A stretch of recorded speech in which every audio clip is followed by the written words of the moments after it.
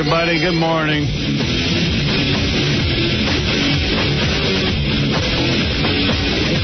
I have so much hair. It's in my eyes. Like I have to brush it out. Hey, now. Is it time for a trim? No. Just an issue.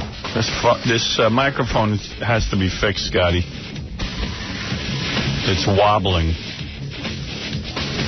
Hey, good morning, everybody. Sorry, a little technical problem. I'm bringing you into the behind-the-scenes goings-on here at the radio station. Quiet, numbskulls. I'm broadcasting. You know, I just read this very small mention of me in the newspaper today.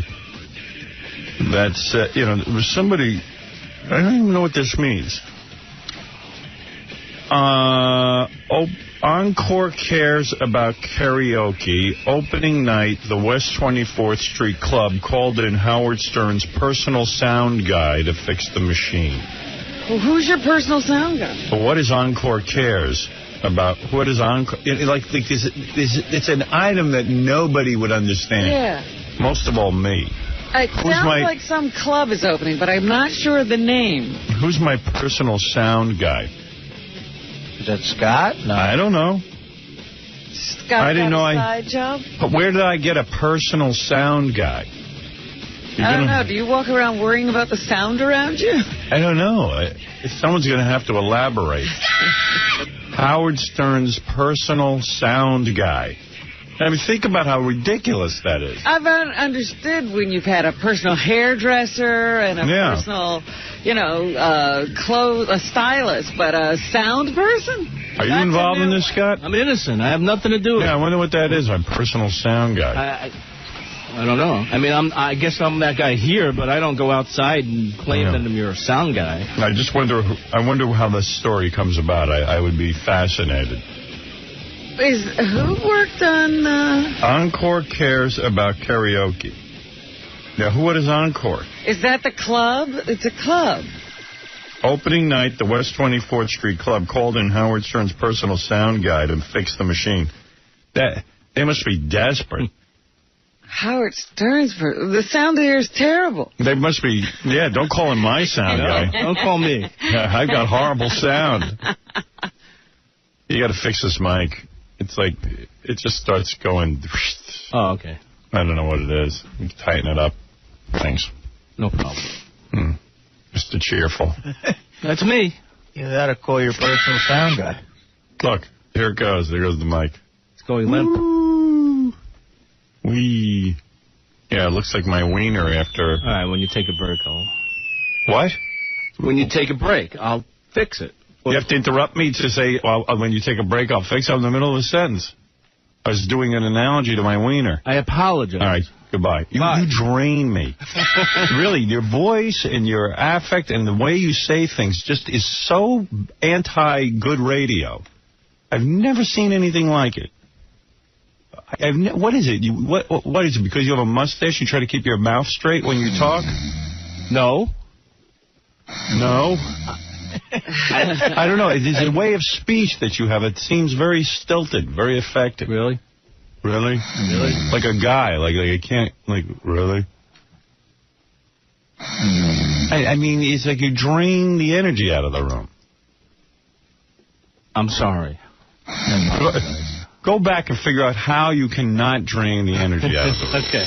I'll work on my speech. Write an essay on it. Right, Robin? You know what I'm talking about? Well, you know, at first I was going to say maybe it's an on-air thing, but he does drain the energy out of a room even when he's off the air. Well, that's really nice. Wow, that's really nice.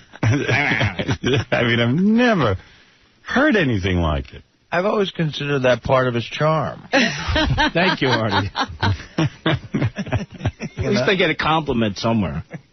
It was left-handed, but... Thank you, Scott. He's much better on the computer. He writes me notes, and they're fun to read. But really? Yeah, but when he comes into the room, you just want to hang yourself. I bet you there are more suicides committed in his presence or after people have hung out with him. Do you know anyone who's ever killed themselves? No. No one on your bowling team? Can't say No one you ever worked with? Not yet. No? No one's ever gone postal after hanging out with you? Not yet. Yeah. I think they threatened to, but... I think they threatened to. Hasn't happened yet. Right? It's horrible. Does he irritate you the way he irritates me? I'm trying to think what the high suicide rate jobs are, and one like if a coal miner lived next to Scott, what are his chances? 0. Come on. I don't know. I mean, come on. I'm kidding around. It's true. I mean, I've never seen anybody drain the energy out of a situation. I do that, yeah. Yeah. It's my specialty. It's like I want to go home. You know what I mean? I don't want to do the show when he's in the room. I'm leaving. Thank you. I'll see you during commercial. You can drain me during there. Time to go bore the hall. What? It's time to go bore the hall. Hello, carpet. Wake up. He's a guy who bowls once a week, definitely. I bowl more than once a week. Right. I could have been pro. I'm on 2 leagues. We don't even... When we do the impression of him, it's more entertaining. It's too entertaining. It's not a good impression. Oh, yeah, you had charisma, too. Yeah. I don't too. It'll be taken care of. And what is that? The breathing. I can't breathe. I always wondered how the impression of him evolved to that with you guys, because it's not exactly him, but it's a funny version of him. It's my pre-emphysema wheeze. Well, listen to him talk. It always ends with... It's like this breathing thing like you got. Oh, Smoke. I'll go, okay, give me 1 second. Turn up that pot over there. I'm trying to decide. You know, it must be the look of him and the sound of him together. It is. Right. He's slovenly. That's a double whammer. Like a slug. I'm like walking Valium. But it only lasts 3 hours. And I love when there's an emergency in the studio. He's so slow. Like, he just will not hurry up. Like, the microphones are on the fritz or something, and you go, get Scott, and he'll just come walking in. Oh, yeah. Never at a very crisp pace, either.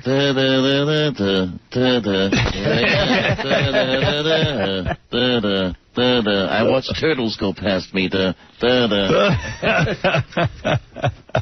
You'd think he worked in another building. It takes him so long. Yeah, right. Like where is he? Let's see.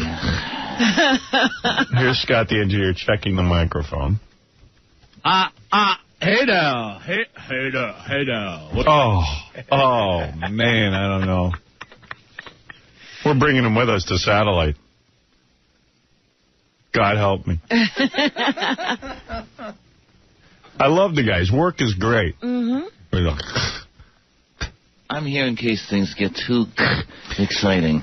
It's going to be weird, like we're going to be over in satellite, and it's going to be all unfamiliar territory, and we're going to be walking around a new building, and then all of a sudden you'll just run into Scott, and then you go, oh, okay. And everything will fall into place. Right. Reality check.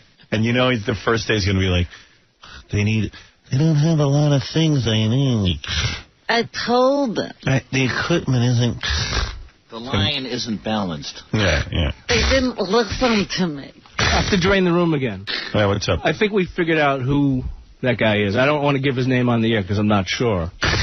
But I think we know. What guy? What guy? Your personal sound. Yeah, guy. right. But I mean, like, how do I know him? He's been up here doing things for us.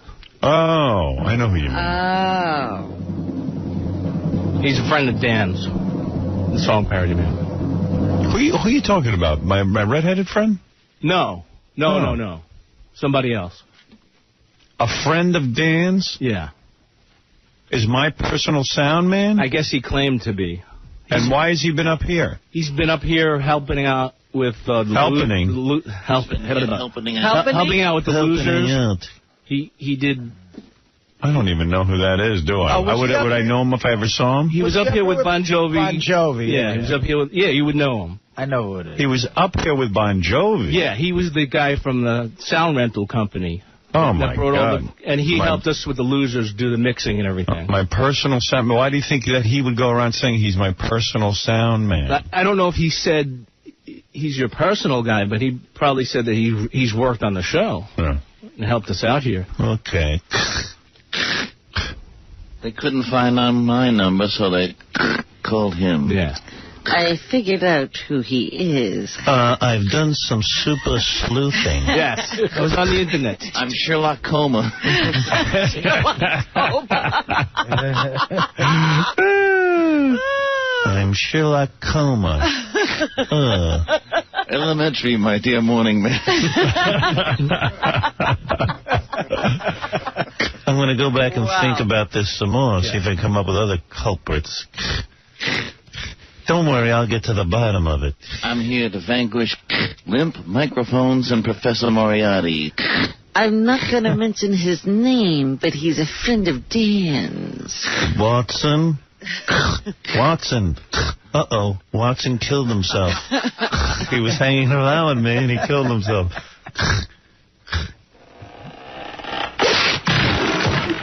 I still believe somebody must have killed themselves after hanging around with him. No. Big black cloud over Scott's head. Well, that I know. Got the big back. I'm a loser. Although a lot of my neighbors enlisted for Iraq. Yeah, maybe whole families are wiped out. That's why he hasn't heard. They're just all gone. All right. Thank you. Thank you, Scotty. Business. Hey, now. Hey, 1, 2, 1, 2, 1. Hey, 1, 2, 1, 2, 1, 1, 2. That's Scott at work. 1, 2, 1, 2. Big, smelly, wet holes.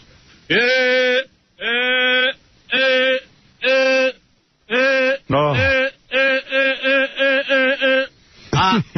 Hey now. Hey now. He's testing the microphone.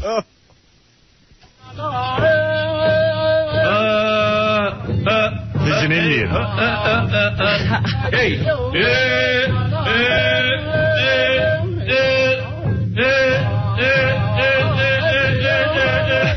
You didn't know he was part Indian. Like you. Hey. It's his suicide dance. Right before people kill themselves, he does it.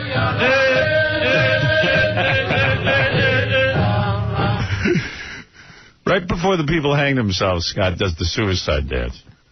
Hey now. Hey now. Hey now. What is that?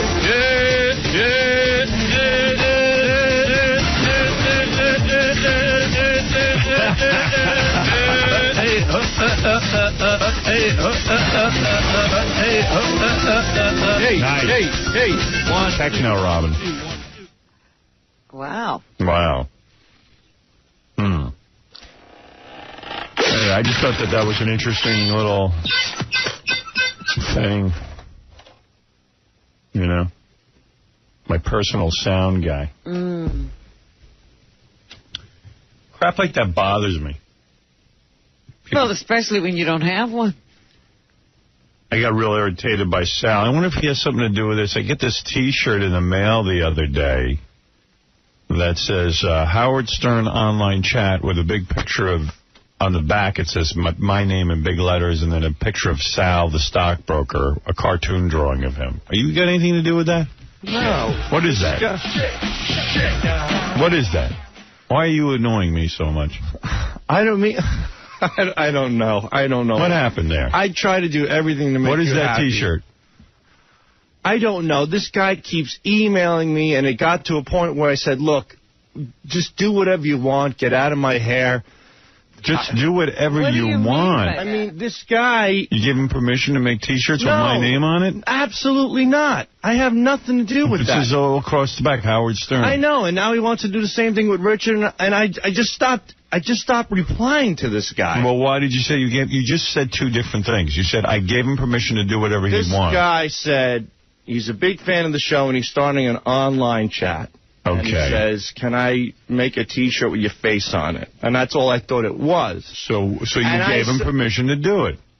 Just to put my face on a T-shirt. I didn't know he was going to put Howard Why Stern would you on. do that? I didn't know the name of the website. Because Why would you give somebody... I feel you're lying right now. I'm not lying. Why would you give somebody permission? Why would you give somebody permission to use your image? Because I don't care. Nobody wants to buy a T-shirt with my image on it anyway. So I said, go ahead, do what you want. It was a fluke. When the guy said to me, I want to put a T-shirt with So did you say to him, don't put Howard's name on it? No, because I didn't think he was going to put your name on it. If I thought he was I know better. Believe me, I know you'll hit the goddamn roof if your name's on something. Use your brain. You don't think. And you know what it is? You like being on a T-shirt. That's fine. I don't like being on a T-shirt. I don't care about being on a T-shirt. Then why would you say yes to being on a T-shirt? He's lying. No, he likes to be on a T-shirt. That's not true. I don't like being on Thank you. Thank you. I've had enough. This is like a one-sided people's court. That's it. You just gave me all the information I need. I told the guy do whatever he wants. No. What do you mean no? Now you're taking that back? All right. Thank you. It's done. Conversation over. Court's in recess. You've been convicted and tried. Judge Howie has heard enough. Judge Howie's heard enough. I don't need to hear more. That's all I needed to know. So what's on this T-shirt now?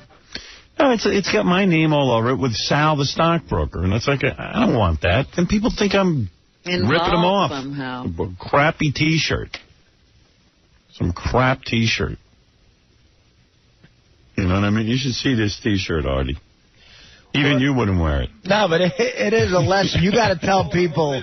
You got to tell people specifically, like 1,000,000 times, do not, do not, do not. All right, I have it, because sometimes I have a difficult way of expressing myself. So I'm going to calm down and explain. You have a difficult way of expressing yourself. Right. All right, let me hear this.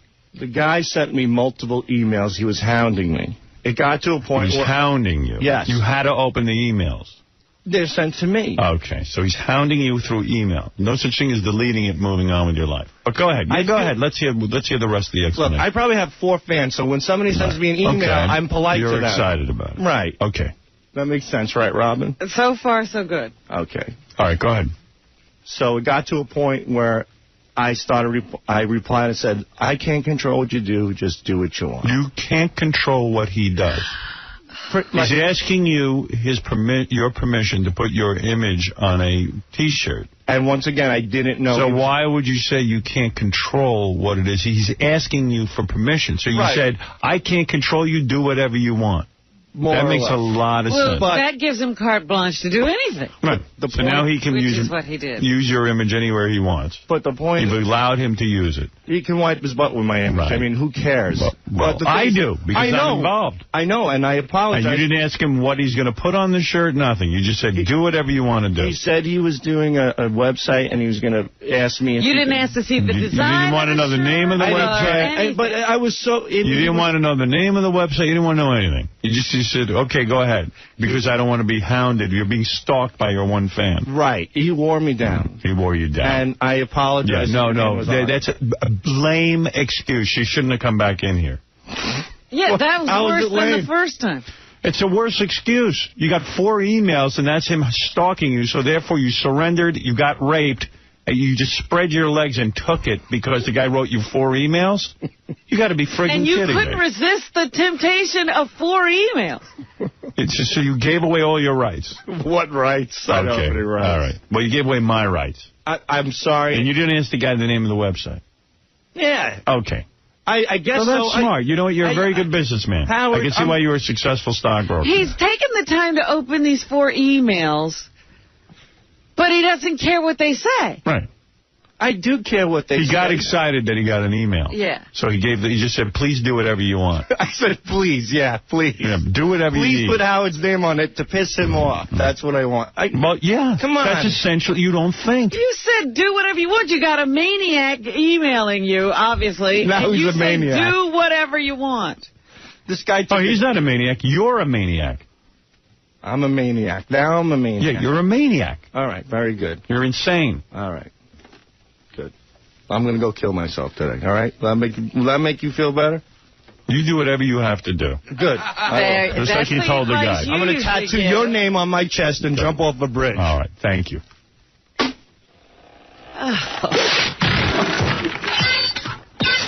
He doesn't understand, once again, how he wound up in trouble. Yeah.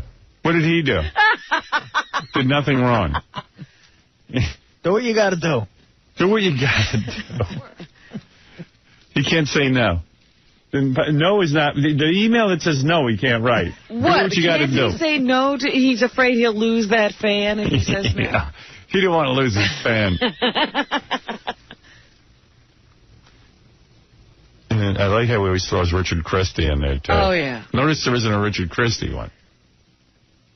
Just a Sal one. He's always got to bring up another name. Deflection. Yeah. Sal was excited to see a cartoon drawing of himself. Do what you want. What was that song by the Mamas and the Papas? Do what you want to do. Do what you want to do. Go where you want to go and do what you want to do. That's Sal's theme. Say what you want to say. Right. That's his outgoing message. All right. Who else can I pick on this morning? Who else is out there? Who's within my sight?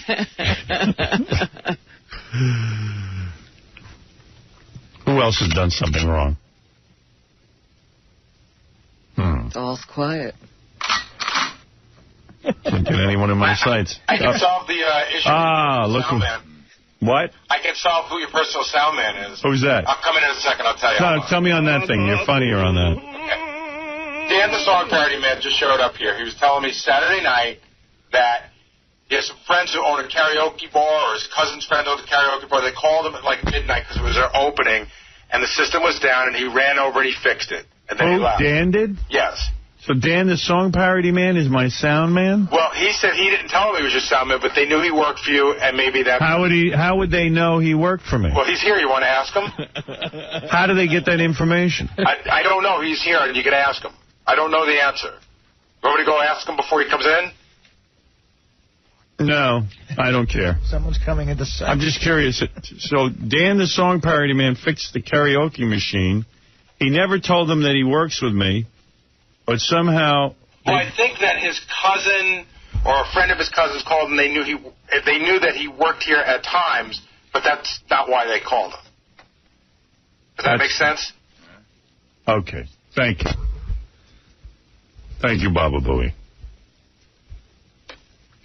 How was Baba Booey?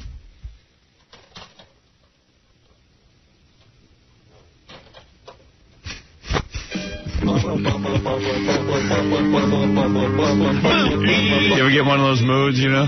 Oh, I see you're in it.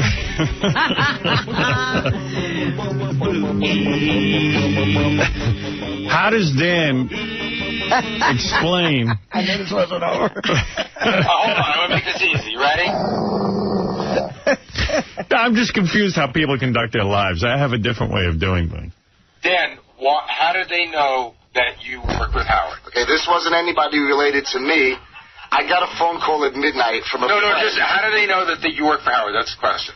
I got the person who called me to ask me to come fix it knows that I work here, so they obviously told their relatives who run the karaoke bar, oh, this guy's good, he works for Howard Stern, and that's the only assumption that I can make. I basically walked in there, fixed him. All right, that's enough. He overtalks. We got it. I got the answer. We got it. Thank you, Dan. I mean, assumption. Well, all right. Okay, there you go. Now we got to the bottom of this story. See? Turns out to be no story at all. No story whatsoever. We'll be packing our bags today, thanks God. We'll be doing that. You'll help us pack our bags. We gotta get out. I gotta get out of here. If it's the last thing we ever do. I can't wait already. I gotta get out. Some press release came out yesterday about subscriptions going through the roof over where we're going. And did you happen to see that? No, I didn't. Let me see if I can find it. It was really, you know, that's great. Everyone's coming with us. Well, not everyone, obviously, but a lot of people are. And that makes me feel good. Excellent. Because I'm really working hard to make this thing the greatest thing ever. And I just don't stop working on it. I love it. I'm enjoying myself like I never have before. And I'm ready to leave here. These creeps at 𝗏𝗄𝗿𝗄, everyone is so panicked. I was seeing that the competing satellite company, XM, now is all freaked out about Sirius's subscriptions. They're planning a big fourth quarter advertising campaign. I've noticed an increase in their advertising lately. Yeah, those morons sat in my apartment. What do we do next? What do we do next? I said, what do you do next? I don't know what to tell you to do next. I don't know what to tell you. In other words, they wanted to make me an offer to come over there. And then the guy turns to me and goes, well, what do we do next? Maybe we should have another meeting. And my agent would say, what are you meeting about? Well, I guess what you would do is make us a formal offer.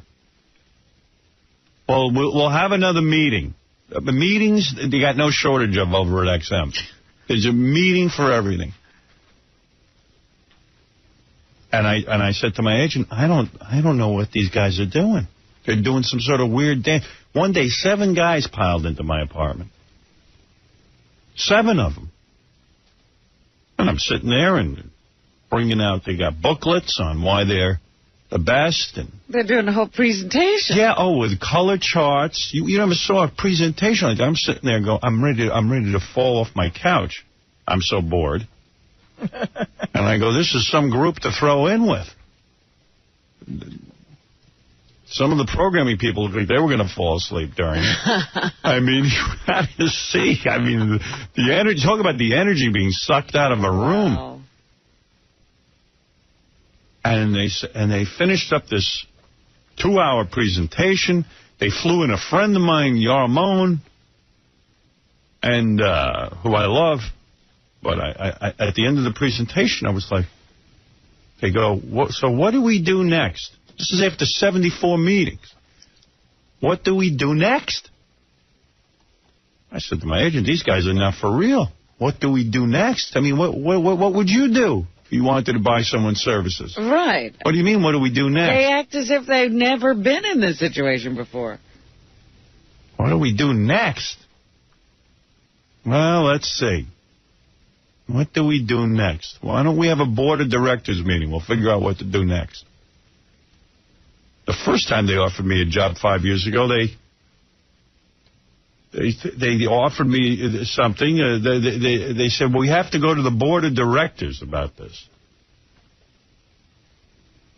And it was not an extraordinary deal of any kind. And I said, okay. And I didn't hear from him for a month. And after it was announced in the paper, that I had signed with Infinity Broadcasting, they called up and said, listen, we met with the board of directors. They've okayed the deal. And I said to my agent, do they read the newspaper? I mean, it is the broadcast. I mean, it's all over the paper that I re-signed. Quietly done. I've talked on the air. How do they, like they got to be kidding, right? They were in a meeting when the paper came out. They were in a meeting when the paper came out. That's maybe an explanation that I could not figure out. So now they're going to do a big advertising push. Well, let me tell you something. Well, now they figured out what to do next. You got to understand something. You got to understand the history of satellite. The company we're going to, Sirius,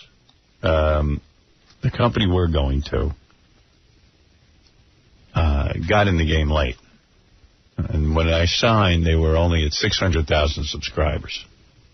Now they're going to be upwards of 3 million. Now, XM is ahead, and the reason is when they were the first company, they signed a deal with General Motors, the car company. The only thing they got going right now is when someone buys a new GM car, they just automatically install that in the car. Right. So people can convert that for like $100. You know what I mean? Yeah, it's not impossible to get. Yes, that's the point. And the thing is now, because they had that deal with GM, so that's why their numbers have gone up. But once all the car dealerships that Sirius has, once those deals really start manufacturing go into effect, like Ford and all them, game over. Mm.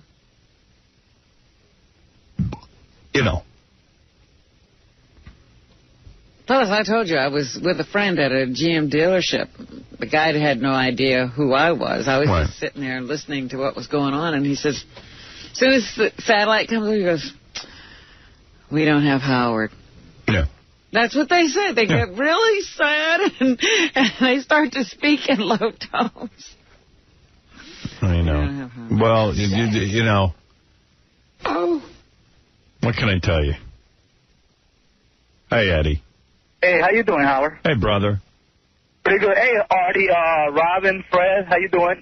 Listen, Howard, I hooked up my Sirius. I called in. It was so easy to put it on. I called in. I got a great...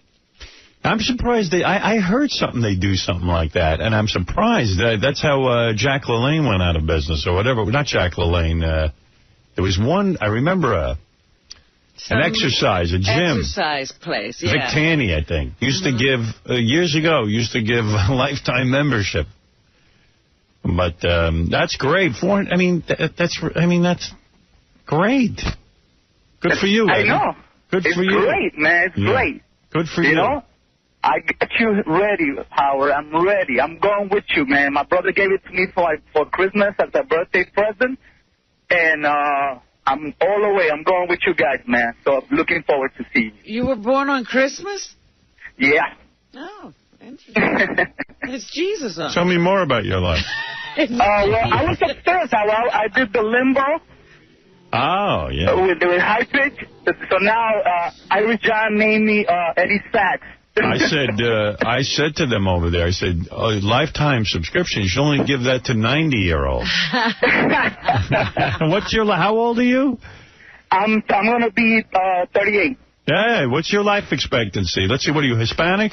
I'm Hispanic, yes, sir. Yeah, you live in an impoverished neighborhood? Yeah, I live in, I actually live in the Bronx, and it's a nice neighborhood. It's not too bad, you know. He doesn't have much time. Either you'll be killed in a gang war, or so maybe you'll live to 50 if you're lucky. All right, so now I understand why they gave you a lifetime subscription. I don't come out of my house. Once I go in, I don't come out. Oh, boy. You see? Well, maybe with the lack of air, the lack of oxygen, you'll drop dead soon. I actually know Eddie. He delivers downstairs. He's a produce guy. Yes, very nice guy. Yeah, I deliver to Noble, Howard, your favorite place. Yes, I know you. I know who you are. I've got my eye on you. Now that you have a lifetime subscription, I got to make sure you're not too healthy. Thank you. Thanks a lot, Howard. Bye-bye. Right. Howard. A lot of Hispanic guys have trouble saying Howard. They can't put the D at the end. And we worked with a guy, a morning guy here, who used to be on the Spanish radio station on the AM, and it's one thing, okay. He named his son Howard, and he called him Howard. I said, why would you name your son Howard if you can't pronounce it? What do you mean I can't say Howard? I go, it's Howard. That's not how I say. I say Howard. All right. Listen, another thing that doesn't make sense to me. Put that on the heap right next to the guys at XM. What do we do next? What do we do next? You mean I got to tell you what to do next? What is this, a dance? Do you want me or not? What are we, two 13-year-olds? Do you want me? My legs are spread. Now give it to me. Howard. I love how, you, Panero, goes around saying, oh, well, there was a good deal for Howard, but a very bad deal for satellite. I'm like, oh, okay. Real bad. Seems like the best thing that ever happened. Yeah, it seems real horrible. There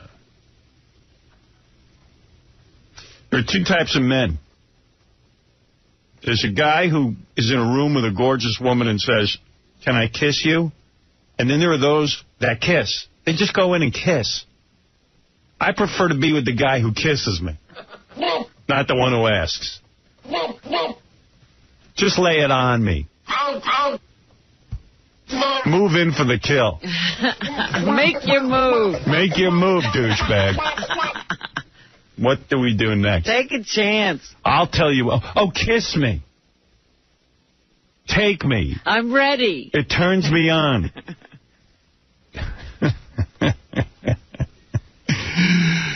Bad Business 101. Oh, yeah.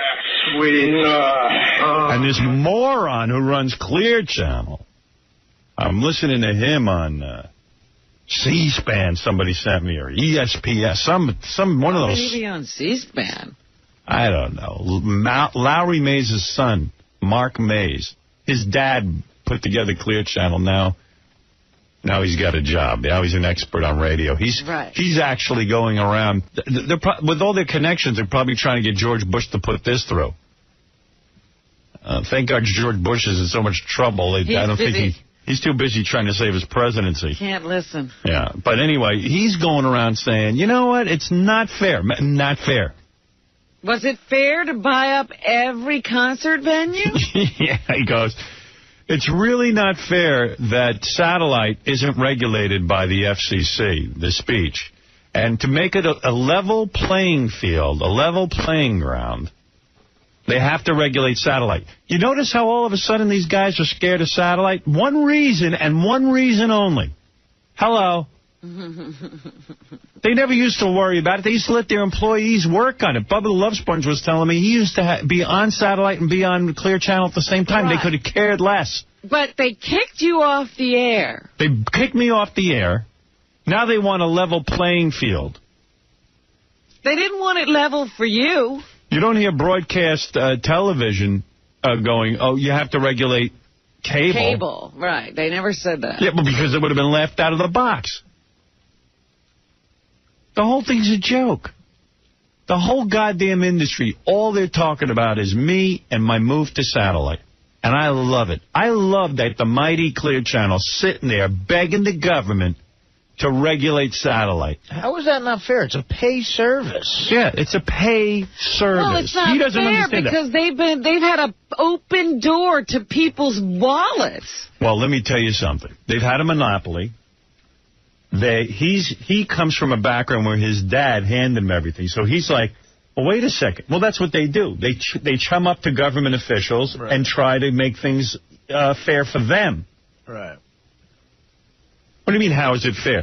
People have to pay for where I'm going. How's that fair for us? Right. It's not free airwaves that were given to you. We got to create a whole new universe. I love how suddenly they're worried that they're being disadvantaged. His father gave him a company. He has no clue what to do with it. It's his father who's the brain.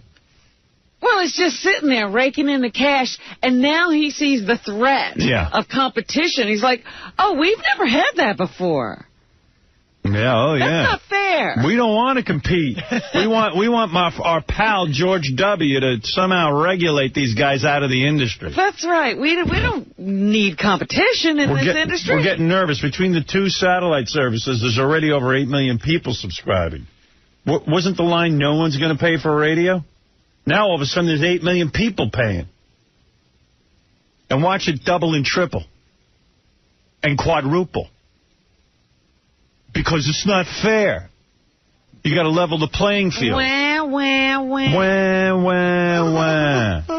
Wah, wah, wah, you big baby.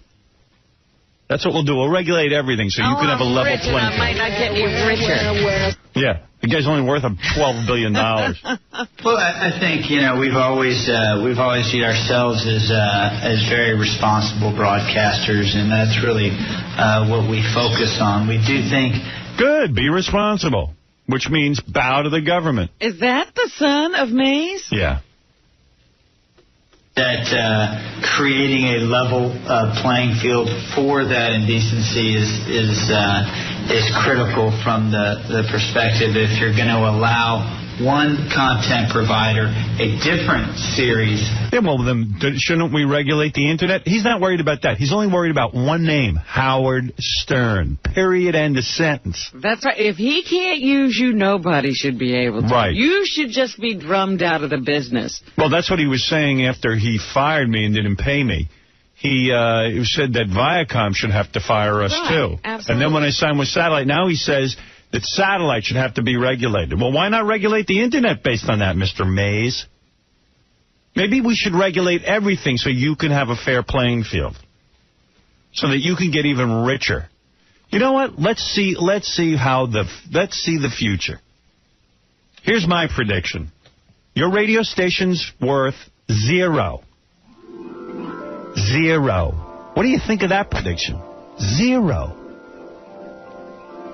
Well, they should level the playing field. Howard Stern's ridiculous. I don't think our stations are in any danger of being worth 0. Let's see. I can't wait to say the F word. Let's effing see. I'll be saying the F word in 46 shows. 46 shows from now, I'll be saying the F word. We've always thought of ourselves as responsible broadcasters. No, you haven't. Or sets of content versus another content provider. In other words, you're going to allow satellite radio or to go out and broadcast the Howard Stern show, or you're not going to allow us to. Then you have to create some... No, you took me off the air because you bowed. You're going to allow them to broadcast the Howard Stern show? You're not going to allow them to broadcast... fight for your rights. You know what he wants? He wants a baseball game where the umpire roots for one team. Right. Him. Dude, it's a pay service. Get it through your head. The United States Constitution protects that. It's a pay service. People have the right to bring it into their home. And not only that, you can block out my channel if I offend you. Worry about your own programming. Yeah. You're an open-air broadcaster. You've got to deal with different rules than we do. Ha, ha, ha. Go F yourself, you frigging spoiled rich brat. And they're the rules you agreed to. You've been handed everything in life, including a company. Go F yourself. That would be like if I went to the store and picked up Playboy or Penthouse magazine that I bought for myself, that it would be regulated. Yeah, it should be It should be made more like Time magazine, because they play by the rules. Yeah, or People. Right. Or any book. Right. Well, let's regulate books. What he's really saying is Howard's too popular. It's not fair. Howard's bringing people over. I would hire him, but they won't let me. Yeah. They let you. You didn't have to fire me. Wham. Again, it's the wham. Oh, because he's used to getting everything he wants. His dad made him that promise when he was born. Son, he held him in his arms. I'm going to give you my empire. But, Dad, your empire, it's crumbling. But they won't let us have Howard Stern. Yeah, everything's about Howard Stern. Mr. America suddenly woke up to the threat of satellite. I love it. You're all squirming. I love it. I've seen you sitting at home twiddling your thumbs. Yeah. Oh, he would have liked me fired. Oh, I can't wait to use the word sea-sucker on the air. He decided not to broadcast you, not them. Yeah. Well, he did broadcast, and then when the heat hit his little feeties, he threw us off. Hey, Mike. Hey, what's up, Howard? How you doing? Hey, brother. I can hear it in your voice. You can't wait to go to satellite. I cannot wait. Why don't you just go now? Just quit and go now. Let's get it going. I can't. Let's do that. Why can't you? Why can't I quit? Because I have a contract and I'm honoring it. Although I see there's a way for me to get fired. Listen to this. What's that? I just read this. This is funny. We got to find out what happened.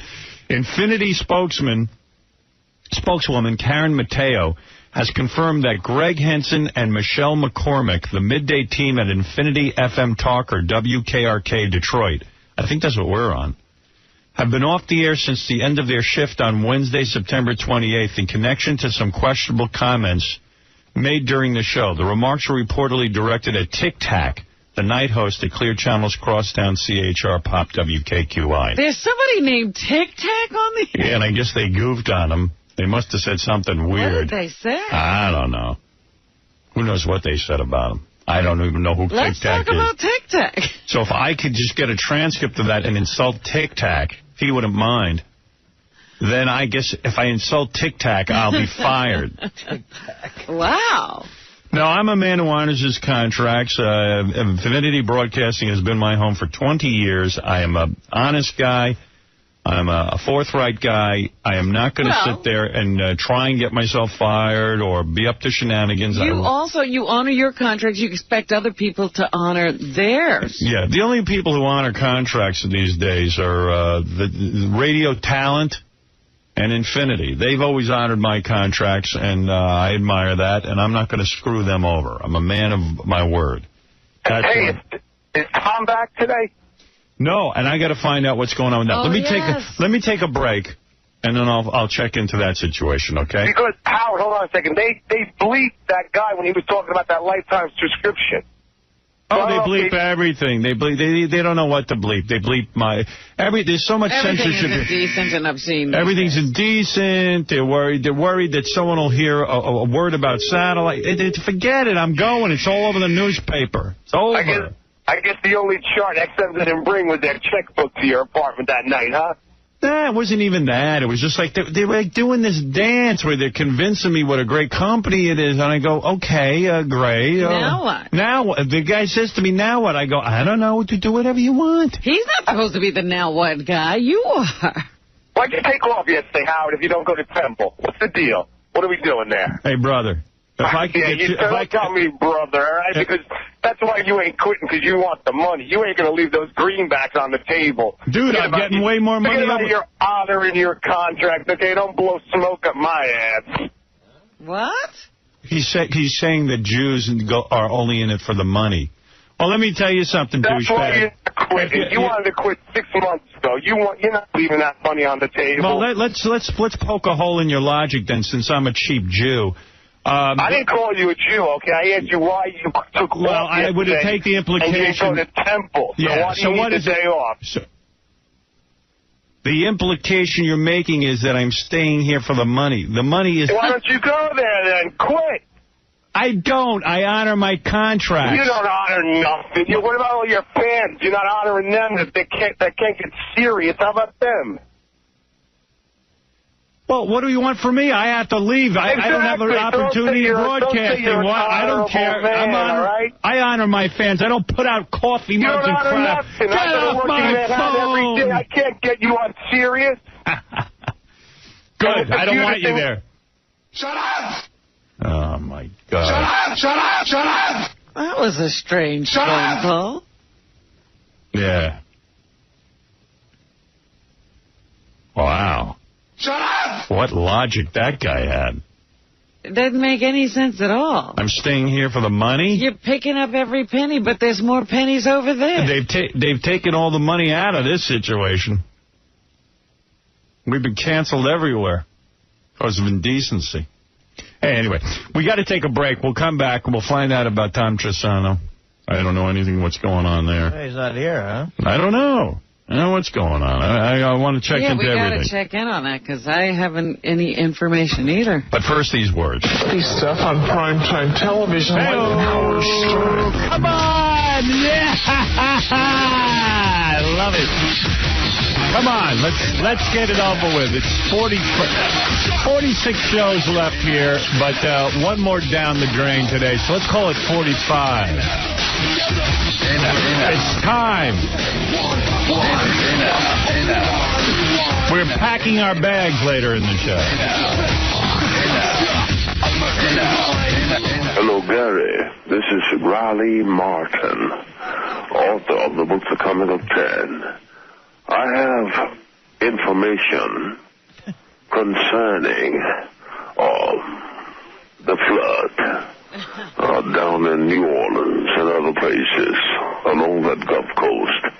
And I think Howard and I should discuss it a little bit. So why don't you guys give me a call? Take care. Give my love to everybody. Best wishes to Robin and all the crew, okay? Take care now. Bye.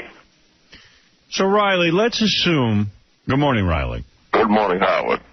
I got your message. That's why I'm calling you. Let's assume that you're telling the truth, that you have been abducted by aliens on numerous occasions. You have learned the secrets of the universe from aliens, as you say, the coming of 10. Yes, the coming of 10. Why do you call after a disaster? Why don't you call before? Well, because you've got enough soothsayers and doomsayers in the world, Howard. I did not sign on to be your psychic friend. No, but it doesn't make sense. All I'm saying is that if you read my book, you will find that all of these things that are coming to pass has already been written in the book. But this is why people have trouble believing your story. You're good at calling up after a disaster to warn us. I wrote the book 16 years ago. You will find all these things written in the book that was written. What are you calling to say now? People should get out of New Orleans? No. Yeah, what information do you have about the floods? These storms, the intensity of these hurricanes and these floods are a direct result of humanity itself. That is, we're putting hydro and fluorocarbons and methane into the atmosphere at a drastic rate, heating up the air, letting through... but we knew that. Yeah, UV rays at the ozone that's warming up the waters is causing these terrible storms.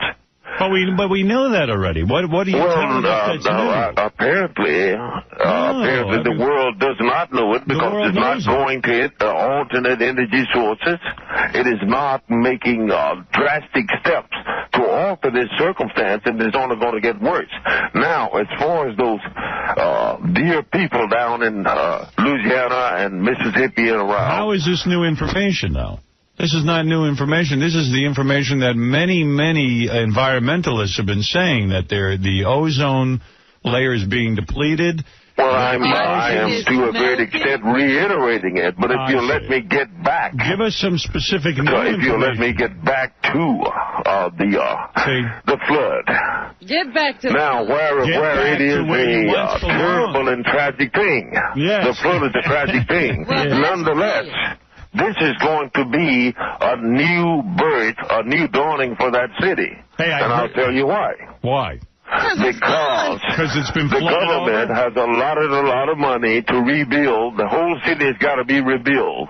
People who did not have a house will get one. People who did not have a job will get one. It's going to be for like 3 or 4 years. Right. Then they are going to become productive, tax-paying citizens and all this. I understand. Consequently, hey, Riley, the money that the government doesn't steal. Riley. You can't mean that's the information you called us with. Is that the information you wanted to tell us? By the way, among other things. Hey, by the way, Riley, I've got this is fantastic. And by the way, everyone should go to thecomingoftan.com. But I understand you were contacted on the phone by aliens the other day. I have the tape of it. I'd like to play it now so people can hear it. Do you remember that call? Yeah, you understand. You guys are totally mentally challenged, I suppose. But play it if you wish. Okay, here we go. Mentally challenged. Hello? Yes, can I speak with Riley, please? Yes, who's calling? Riley, this is 𝗦𝗵cie𝗄𝗿𝗱. I'm a Targzician from the Blumpkin Galaxy. What are you laughing for? Have you been drinking? Who are you? We've had a meeting, Riley, and we've decided that you're maybe not the best representative of us aliens. Do you understand that you're wasting my valuable time with this asinine bull? Is this Riley Martin? I am 𝗛𝗏𝗏 from Planet 𝗏𝗏𝗏. I know who you are and what you are. And you are wasting my time. Riley, can you hear me? I am Harry Tate from the Planet Bullseye Car. You have stomach problems. Sometimes there's blood in your stool from alcoholic imbibing. Keep talking. I'm stroking my hydrogen rod. I love your voice. And various other things. Nonetheless, the world is dying, and you are trying to do a skit. Have you ever sucked an alien? And may we probe you again, Riley? You're ripe for probing. Listen to me very carefully. When you hang up this phone, quack, quack, quack, quack, you will feel a squeezing in your heart region. Riley, there is a television missing from Planet 𝗏𝗏𝗏. We are going to investigate this immediately. I I knew we shouldn't have picked a drunken black guy to spread our message.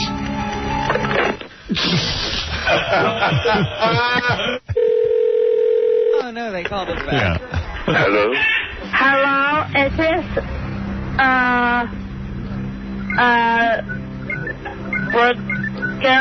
Raleigh? Is this Raleigh?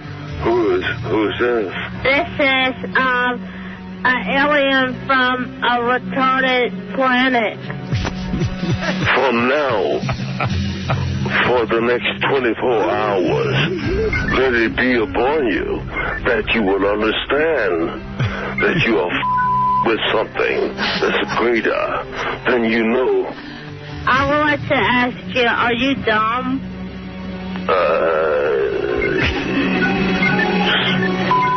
Bastard. Now, go away. Hello? This is 𝗦𝗵cie, the gay alien. Oh, come again? This is 𝗦𝗵cie, the gay alien. Can't hear you. I gave you the anal probing last year. Hey, man. You're toast. You idiots. Wow, I guess you really are in touch with the alien. Hey, listen, well, that was fun.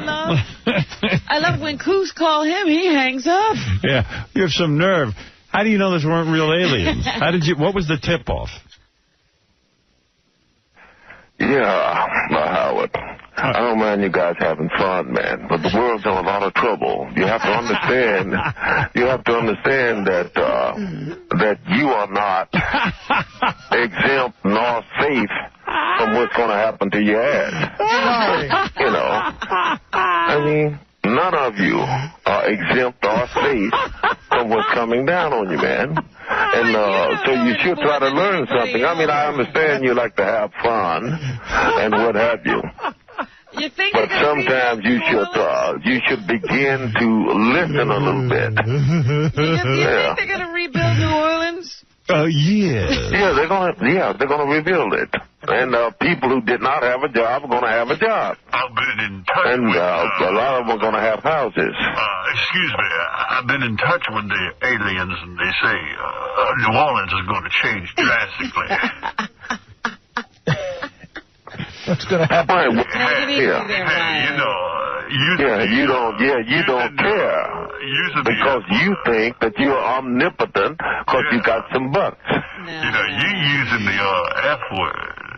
And you want to make fun of these poor people? We're making fun of you, not poor people. We knew they were rebuilding New Orleans. Yeah, we already knew that. We were waiting to hear some new information from the aliens.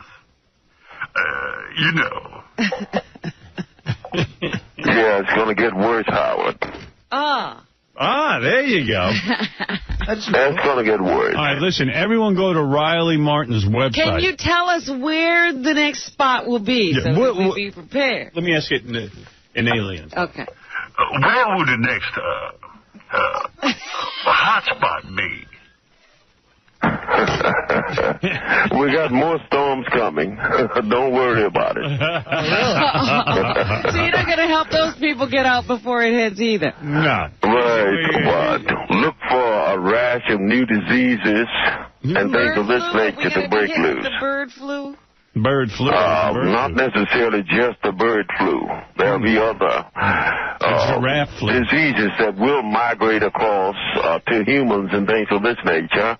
Many of them have been planted among third world countries to kill off a number of the people. Hold on. Yeah. The aliens are coming through and they say it's going to get cold this winter. You know what? I think Riley goes to the movies and then he comes back with these predictions. Yeah, John Travolta and such. Otherwise, I know that I'm paying $3 a gallon for gas. Right. And the gas companies are making 4 times more money now than they ever made before. That's true. You guys should try and keep an eye on these type of things because we are being shafted, robbed. Who's planting the illnesses? Killed. All right, listen, bombed out. Riley. I'm going to tell everybody for more information on all of this stuff, and to get your book, go to thecomingoftan.com. That's really the true message. Right. Spell like suntan. Hey, thanks, man. I appreciate that. Thank you. Get that book. And Riley, who's planting the viruses in come the on. other countries? We go to the website, Robin, for Christ's sake. Hey, Riley. Yeah. And find out from the aliens who Jodie Foster's baby's daddy is. I want to know. All right. Thank you, Riley. Hey, thanks, man. Take care. Find out if Ashton Kutcher and Demi Moore are really married. Thank you. Sure. Take care now. All right. Riley, by the way, we're going to have him over to do it. He's finally going to get a half hour. And you'll be able to tell everybody all this information. Yeah, I'm going to. Hey, you're going to give me a half hour, man? Yeah, I really am. Hey, beautiful. All right, later, brother. Yeah, take care. Right. Beautiful. You're having fun. I mean, there are people dying, man. You've got a house. You think you're omnipotent. I like when he goes. Hello, this is Riley Vaughn. Like you don't. You could just say. You got to have the whole name. This isn't Riley. It's Riley Vaughn. You could just say, "Hi, it's me." Yeah. With that voice. Him and High Pitch Eric. It's like. Yeah. Hi, it's High Pitch Eric. I like when he goes, you don't know what's going to happen to your ass. We'll be back right after these words. Carry my stuff. I don't want to carry it. Right. Well, maybe you can get those cheerleaders to do it. Maybe I'll get them, the 2 cheerleaders. Yeah. Who got caught. Gary, get them for this show. Those 2 cheerleaders. Thank you. I think it's hot that 2 NFL cheerleaders were doing each other in a bathroom and then got into a fight with chicks because they were interrupting their sex. Yeah, because it was angry chicks who were like, you bitches. Those 2 chicks are hot. It's not the same old that you hear on old... Anyway, so I'm not going to play the rest of this, but anyway, there is a leak inside. Who is that talking right now? Tim Sabian. Oh. That's why I like the news. 50 Cent is coming in today. Simon Cowell. Cowell. I've been reading a lot about him. Fitty? Yeah.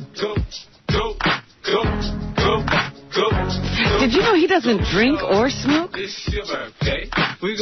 sorry for him. Simon What kind Cowell? of rapper is that? Hey, before we get to 50 Cent, Richard and Sal were in Texas, in Dallas. Oh, yes, they traveled again this weekend. I saw the suitcases in the hall on Friday, and I thought, it's another weekend on the road with the boys. They were doing stand-up. And Cliff Pallet shows up to all that stuff. He loves it when anybody from the show goes to Texas. He shows up at all your appearances, right, Artie? When I went to Dallas, he was with me throughout 2 shows and a signing, and almost came to dinner with me and Dana. Cliff, you live for the dudes coming to your show, coming to the shows and letting you backstage, right? Oh, yeah, I love it. He loves it.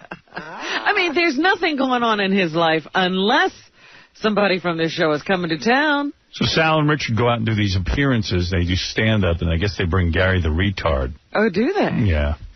I heard last time they dressed him up in a Nazi uniform, and Gary was yelling out Sieg Heil. Oh, jeez. And he has no idea what he's doing. And I told Sal and Richard I thought that was wrong. I think they stopped doing that. I mean, I just thought it was wrong because Gary doesn't know what he's even doing. I mean, they could get him beat up, and he still won't know why he's being hit. One of the reasons we did that is just because I needed a new set of clothes. So this is actually the outfit Gary was wearing that night. So I paid for the outfit because I knew I could wear the clothes after he was done with it. That's nice. Actually, Howard, it was Gary's complete idea to be Hitler. We had nothing to do. Yeah. You videotaped that. I want to put How that could up. it be his idea? Because it was ours. I want to put that on demand. Oh, you should. It's sick. And Bob Levy, who was a Jew, had no idea we were bringing out Hitler to the stage. So Bob goes, let's hear it for Gary the retard. And all of a sudden, this retarded Hitler gets on stage. Bob didn't know who it was at first. Yeah. He was like shocked. Did Cliff Pallet hang out with you guys all weekend? All weekend. We actually filmed a little movie with him. What's that called? Cliff Paletti, Private Dick. I am. Where's that movie? We're editing it now. It's great. It's the story Suitable for on demand? Yeah. Oh, good. Okay. Yeah. Oh. What's it about? It's the story of how 𝗛ጽ𝘄𝗿𝗍 turns into cleft palate. The changing of the voice. I proposed that I would pose for them. Is that and they right? Were like, yeah. And they were like, no, let's just talk. Would you have done that? I want to be in the magazine. Would you have posed? Was that really a concept of yours? No, look, these. I have not worn a bra since year one. The girls are so far on the floor. They would have to back up so much to get them. Have you ever appeared nude in any production whatsoever? No. Never. No. You would never do that.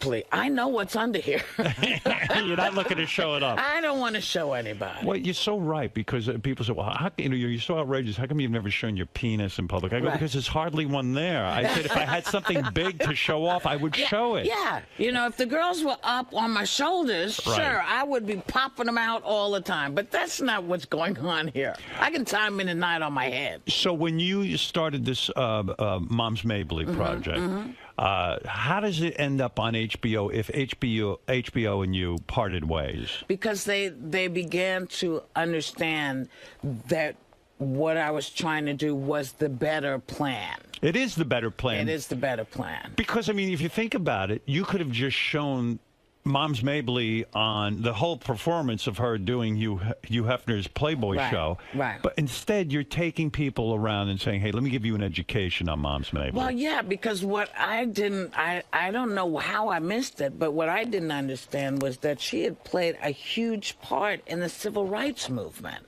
She did? Yes, because she was talking about all of this stuff in her show. That's true.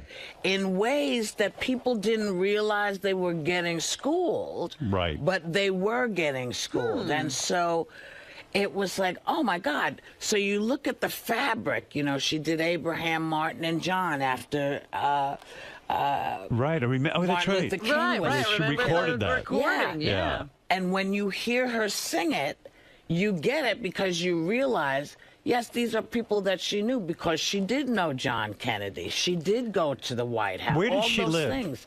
She lived up in New Rochelle. Oh, she did? She's from Brevard, North Carolina. That much I know for sure. And she lived in New Rochelle. She worked a lot at the Apollo. She did Carnegie Hall. She played all these places. She was, at one point, the highest paid female entertainer in the world. You know what I admire about you? You have this passion for 𝗦𝗵cie𝘄𝗿𝗍, and you actually went out and did something about it. Now that I think about it, it kind of inspires me, because I do have certain people in my life that have influenced me, and I'm fascinated by them. Right. And yet, it never occurred to me to say, hey, that's a passion of mine. Why wouldn't I try to turn people on in some sort of documentary or something like that? Well, I'm sure I would in a way.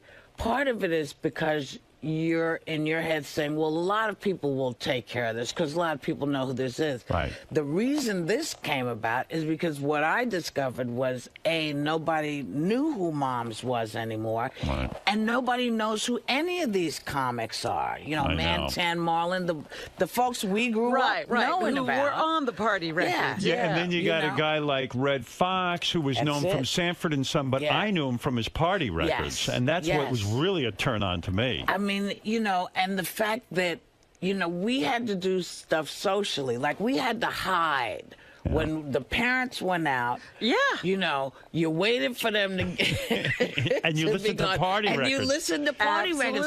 And so did they. They got together and had a social evening listening to records. Yeah, it's crazy, right? But that doesn't happen anymore. No. With _𝗦𝗵cie𝘄𝗿𝗍, though, she was so powerful. And now that you're bringing her up, I'm thinking what her life must have been. Here's this talented woman, great comic, but she's definitely, she was born in the wrong time period because, first of all, who would even imagine that she could even get a career on stage?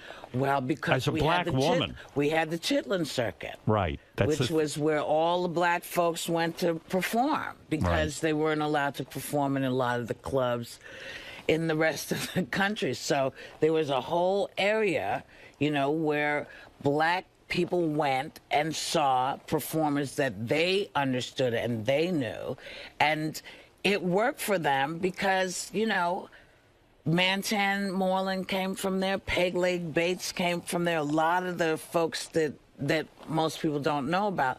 That was the performance space, and that's how they got to be better known. And Tyler Perry reawakened that circuit because no one was making anything for that group. Yeah, what's weird too is that you know, it occurs to me, everyone's always asking me, who do you think the funniest comics are and stuff, and I never mention 𝗦𝗵cie. None of us do. And I should. Like she made me laugh till I almost threw up. Yeah. Like, I mean, I don't laugh that hard at anybody. And 𝗦𝗵cie She was could do that. appointment television. When you heard that 𝗦𝗵cie was going to be on a show, you sat there. Yeah, I mean. Did anyone ever put her in a movie or anything? Oh, yeah, she's in 2 films. Mad World, maybe? No. I wish. Yeah. Wouldn't that have been great? Yeah, that would have been cool. But there were no, there were no female comics. There were comedians. Yeah. But no comics in that movie. No females. Did you get to meet her family when you made this thing? No, there's not a lot of folks. Not a lot of folks left. Wow. Was she married? It's hard to say. Wow. I know, and it's a complete mystery. In a way, it is. And you identify with her because she was one of your heroes. Because she was funny, and she told stories. You know, it's like Richard. For me, Richard Pryor is that's my brain. Right. And Mom's is my brain, because anybody who can tell a story and leave space for a punchline, I think is great. Right. You know? She's brave in that she could literally take a pause on stage. Right. That's right. Yeah. You know, that's a weird... I talked to Jerry Seinfeld about that, about timing and stuff. Yeah. People say, what do you mean brave? I mean, when you're in front of a crowd, to take a pause... That's right. There's silence. Yes. And it scares the shit out of you.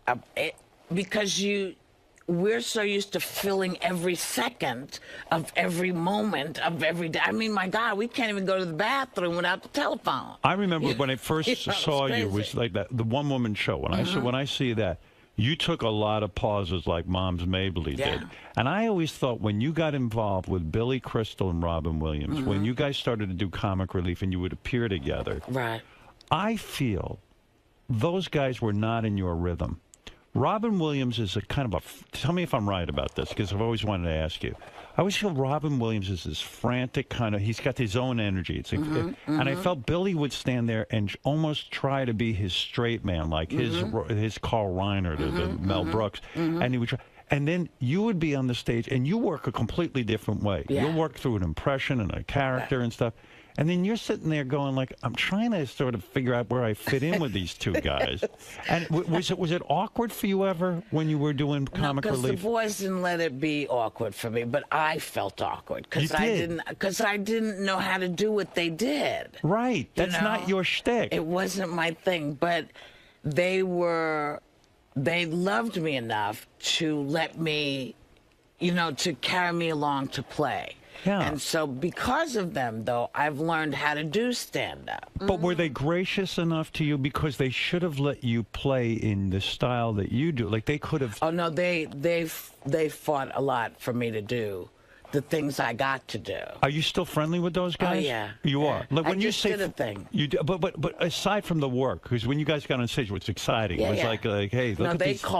They call and they say, you all right? Just out of the blue, I'll get a note, or Billy will call you, or Robin will call you. Robin will call and say, I haven't heard anything about it. I haven't heard everything. Because, people get nervous if they don't hear anything. Right, really. What happened? I'm underground for the most part. Will you ever get together with them socially? Will you guys ever go out to dinner together? Or... Yeah. Oh, you will? Yeah. Oh, so you have a close relationship. Yeah. They're like, I mean, this is sounding crazy, but they're like my big brother. They're like my big brothers. I can't figure... you have to fill in holes in your life for me, okay? Because I don't understand certain things, how they all came about. Where were you born? Chelsea, 26th Street and 10th Avenue. And your name was Karen at that point. Yes, still is Karen. Right. Does anyone call you Karen anymore? Yeah. Who calls you Karen? Who has that? My mom calls me Karen until she passed. She did? Yeah. But is that the only person who No, called my you? brother will call me Karen. And like Mom's Mabley, there are sketchy parts of your past. I can't find out if they're true or not. Yes. Your mom was she a drug addict? Oh God, no! I was the drug. No, I know that. Yeah. But your mom and dad split. Yeah. And your dad was one of those dads that never showed up. I get the feeling. He came around when he was in the mood. I feel like it was, though, a disastrous situation. Oh, no. It wasn't? No. See, this is the thing. People assume. Well, let's get it straight. This is the filling in. Yeah, this is the filling in for you. Well, because from what I read about you, that your dad... You can't go by that. Can't go by any of that. Your dad left, I thought. Right. And they then when split up. and I thought like it was, no dad in the picture. Well, he wasn't living with us, and But was there regular visitation? It wasn't like today where you have half the week with your dad and half the week with your mom. No. It was your mom raised you. Yeah. Right. Yeah. And at 8 years old, you start performing on stage. You started to go and do shows. When I was 7. We have the Hudson Guild is downtown, and it's a settlement house. And they had a children's program that Helena Rubinstein paid for. Wow. And so I was part of the Helena Rubinstein Children's Theater at the Hudson Guild. And did people recognize you at that theater group as someone as almost like a prodigy, that you were were you a great performer right away? I probably wasn't. But I liked it. I was a bold performer. Did you say that I am going to be a great performer one day? Did you say that to yourself? Was that your fantasy growing up? What I said to my mother was, I want to do this. I like this. Was your mother the type that would say, "Hey, you're not gonna get to do this. Oh no! Look at where you live. Look at who you are. Forget it." No, she was supportive. My mother said, "Listen, this is what my mother said to me. If you can handle the fact that not everybody's going to like what you do, if you can handle the fact that not everybody's going to understand and therefore not like what you do, right, you'll be fine. If you want to follow the crowd and do what everybody does, that's fine too. So you have to make a decision." Most performers, I think, go into it because they're looking for love. Right. And it's almost... you expect it to be magical that everyone will love you. Yeah, So your mother's advice was actually brilliant. Oh, listen, my mom was a Head Start teacher, really smart, crazy smart woman. Right. And she knew that she had two very different children because I was also dyslexic. I am dyslexic. And so trying to figure out how to learn things and help me get to where I needed to go. She understood it, and so it never freaked her out, and she did what she did. Were you a bad student? I was a bad student if you needed me to read or figure numbers. Very bad. Have you figured out how to read now? I mean, or is it just painful for you and you just kind of skip it? Reading is great. I like doing it now that I have it down, but my eyes get so tired now that I started to do audiobooks. You know, there's a great company called Audible.com. Yeah, Gary's been telling us that you two are Audible fans together. I'm telling you, every book that you could possibly want, and especially, I think you need to do some of the books. I think you need to do some of the books. He needs to be reading books to you? Absolutely. Why? Absolutely. Why would you want me reading a book? Because you're fun. You make it fun. Me reading a book would not be fun. I'd be commenting on the book and you'd get really annoyed with me. But see, that's what's great about you, Howard. The commentary is half the fun. That's the fun of it. And I'm so glad to see you, Well, Robin. thank you. It's good to be here and be able able to see you in person. And I can't wait for your book. I have to read your book because I know you're a vegan now. Yes. I've thought about it. It's not going to happen, but I look. Let's get as close as we can. We can. That's right. A vegetable would be okay. That's right. That's right. That's what I'm saying. Don't go crazy. Just add a vegetable. Do you you have not evolved like Robin? You are still eating meat? I do still eat meat. I'm surprised. Why? Well, because I just see you as maybe somebody in that Hollywood crowd, it's hard. At least give up the red meat. Have you seen my ass? This is not a Hollywood behind, honey. So well, let me get back to this, okay? Because I need to understand your career trajectory. Okay. So here you are. You're this talented, lovely kid with this great mother. How do you become a drug addict?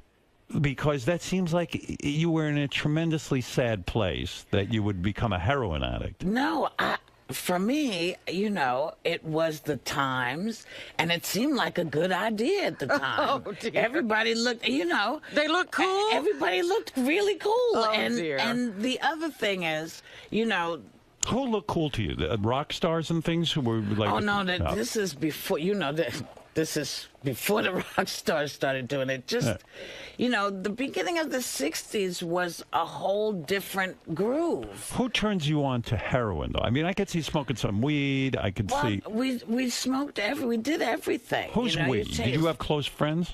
Some friends, some close friends. Right. They're all gone.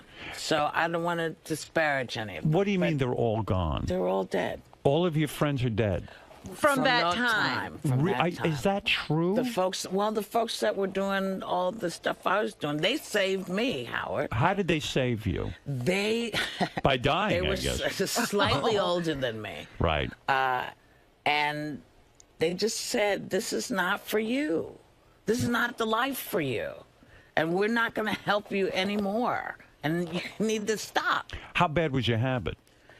Kind of bad. I mean, like you were spending money, and you didn't have the money to spend. No, you weren't a rich person. No, I wasn't rich. And so I could make money happen. It's kind of a skill, How did you make money happen? You took a lot of shitty jobs? A lot of shitty jobs.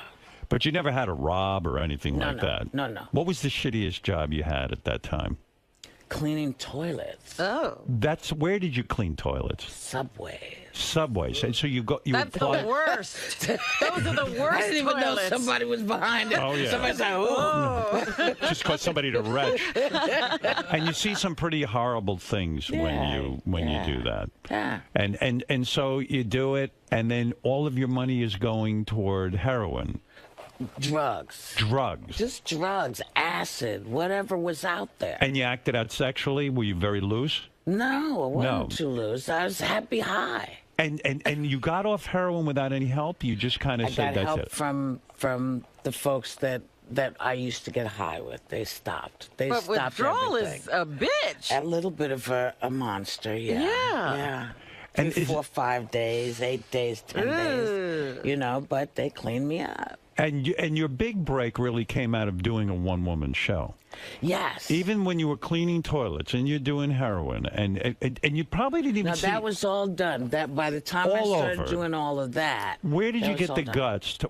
How did you develop that one-woman show where you did all those characters? Because I was living in San Diego trying to get parts. You would go out on auditions. And I'd go on auditions, and they'd kind of look at me and go, come on, really? You want to really? And so I wrote wait a second. show. What do you mean, really? Like, what was it? Because, you go in for Juliet. All right. And, you're that not Juliet. Was the really. Not to that. Right. At that time. Right. This is 40, maybe 35 years ago. But I was capable of doing it. Right. And so I put together a show. The original show was put together so people would know I was capable of doing all of these things. Was the only training you had the Helena Rubinstein? That was it, that program. That was it, yeah. How many years was that program? Till I left New York. So you never went to college for acting? You never did any of that? And you said, wait a second, the only way I'm ever going to get an acting job is if I create my own material. Yeah. And so you begin to develop characters. And out of that show, Who sees you first? Is it Spielberg? Is he the one who sees the show and discovers you? Someone in San Francisco saw it and wrote to a man called David White, who used to run Dance Theater Workshop downtown. Right. And he periodically would do one-person shows, a group of them. Right. And so I get this call from a guy in New York saying, listen, I'm doing this thing. I hear you do this. And I was like, okay. Am I coming to New York? And he's like, yeah. I was like, oh, cool. He said, do you have a place to stay? I said, yeah, I stay with my mom. Right. Where are you guys? He said, we're on 17th Street. I was like, great. I'm from 26th and 10th. I'll be right over. And you had no nervousness going up on stage and doing a one-woman show? No, because I knew the characters. Right. I knew that. And was it frightening to you the first time you do it? And let's say you do take those pauses and you start to do a character and you don't hear the audience responding. Was it seems to me like it was just so natural to you. It was. That's the only way I could And you wrote the whole thing yourself? Yeah. Wow, it's pretty amazing, isn't it? Well, if that's the only thing you'd ever done, it would have been amazing. It would have been fantastic. Yeah. And then who knew all this other stuff was coming? When Spielberg finds out about this one-woman show, does he come down and see it?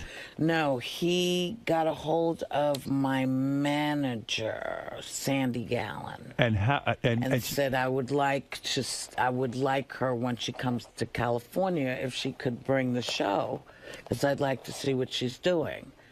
And so Sandy said, so Steven Spielberg would like you to go. And I'm thinking, oh, I want to be in Raiders of the Lost Ark. Right, you'll be in Star Wars. I could do that. I want to get eaten by a shark. Yeah, why not? I could do this. And so I could be in E.T., right? Yeah. Because up until then, he'd never done a project like Color Purple before, which was a serious, wasn't an action film. Right.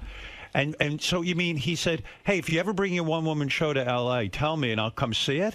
No, I brought it to Amblin, to the studio there. Wait a second. You're telling me you went to his studio, performed your one-woman show just in front of him? No, he said it was him and some friends. And when I came out, it was Michael Jackson and Ashford and Simpson and Quincy Jones and oh my God! Wow, that's kind of where I was. What an intimidating crowd! Yes. When you go, first of all, when you're going there, then you assume, hey, okay, I'm doing this for Steven Spielberg. Already is a big-time director. Yeah. Do you get nervous then to do it? I'm very nervous because they've also said to me, "Do not do some of the other material." What do you mean, the more racy material? No, I had a whole, there was a lot of material that wasn't in the one-woman show. The one-woman show. Yeah. One of them being 𝗦𝗵cie. Oh! About the black E.T. that comes and he lands in Oakland. And they said, do not under do no this. circumstances. No circumstances do this. Because what? They're afraid they'll offend the great Steven Spielberg. I think they thought it would be offensive. And so now I do my show, do everything I'm supposed to do, and people are saying more. Right. And that... Now you got to get into that other material. I say, I don't really have much more. I have one thing, but they told me not to do it. But if you want me to do it, and they said, yeah. And I said, okay.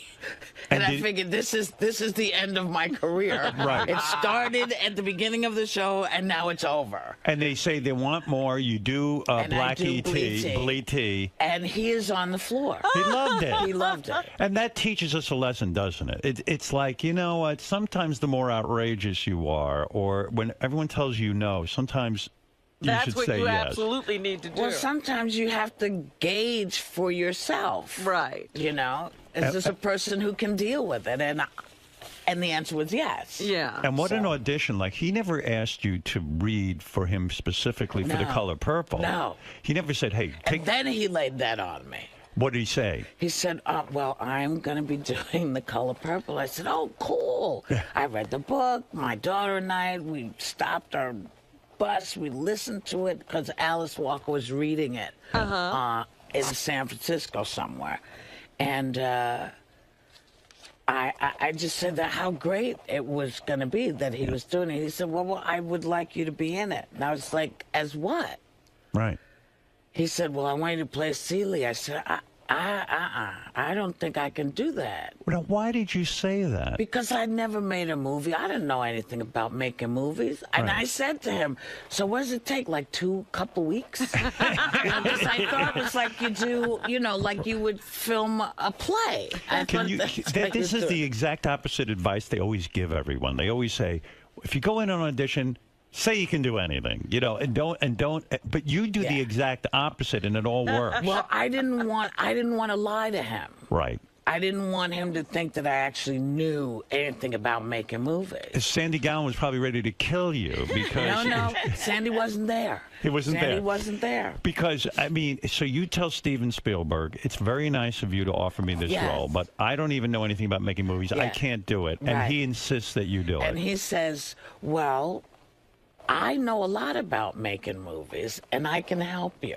Yeah, that's beautiful. And I was like, okay, but if I'm really bad, he said, I got it covered. Wow. Yeah, so that's amazing. So now, who's the first person? So you're freaking out, I'm sure. I'm totally freaking out, but I can't tell anybody. Well, wait a second. When he says this to you, is Quincy Jones standing there, Michael Jackson, and everyone else? No, Quincy, I think, was in another room because Quincy was one of the producers as well. Right. And so Quincy is aware of what's happening. And what's Michael Jackson doing during this? He's just sitting and enjoying? Oh, no. We're in the next day. Okay, I've already done the performance is done. Everybody's Did gone Michael home. Jackson laugh? Did you? Yeah. Oh, and it's really funny because we became friends. And that's another person who would call and check. Wow. Say, how you doing? Is that right? Yeah. Yeah. So, wow, that original crew was pretty incredible. I can't believe it.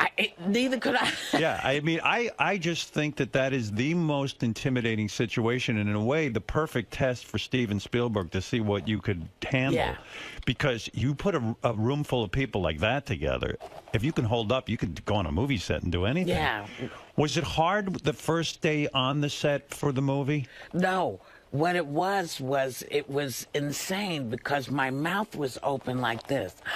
Oh, we're on radio. You can't tell. Okay, my mouth was hanging open because, I was sitting at a table, and I'm dressed as Celie, and I'm sitting at a table. We're in the juke joint, and the guys are setting everything up, and they put a light in the flower thing that was sitting on the table. And I was like, what is that for? Yeah. And he was saying, well, that's so we can see your face. What?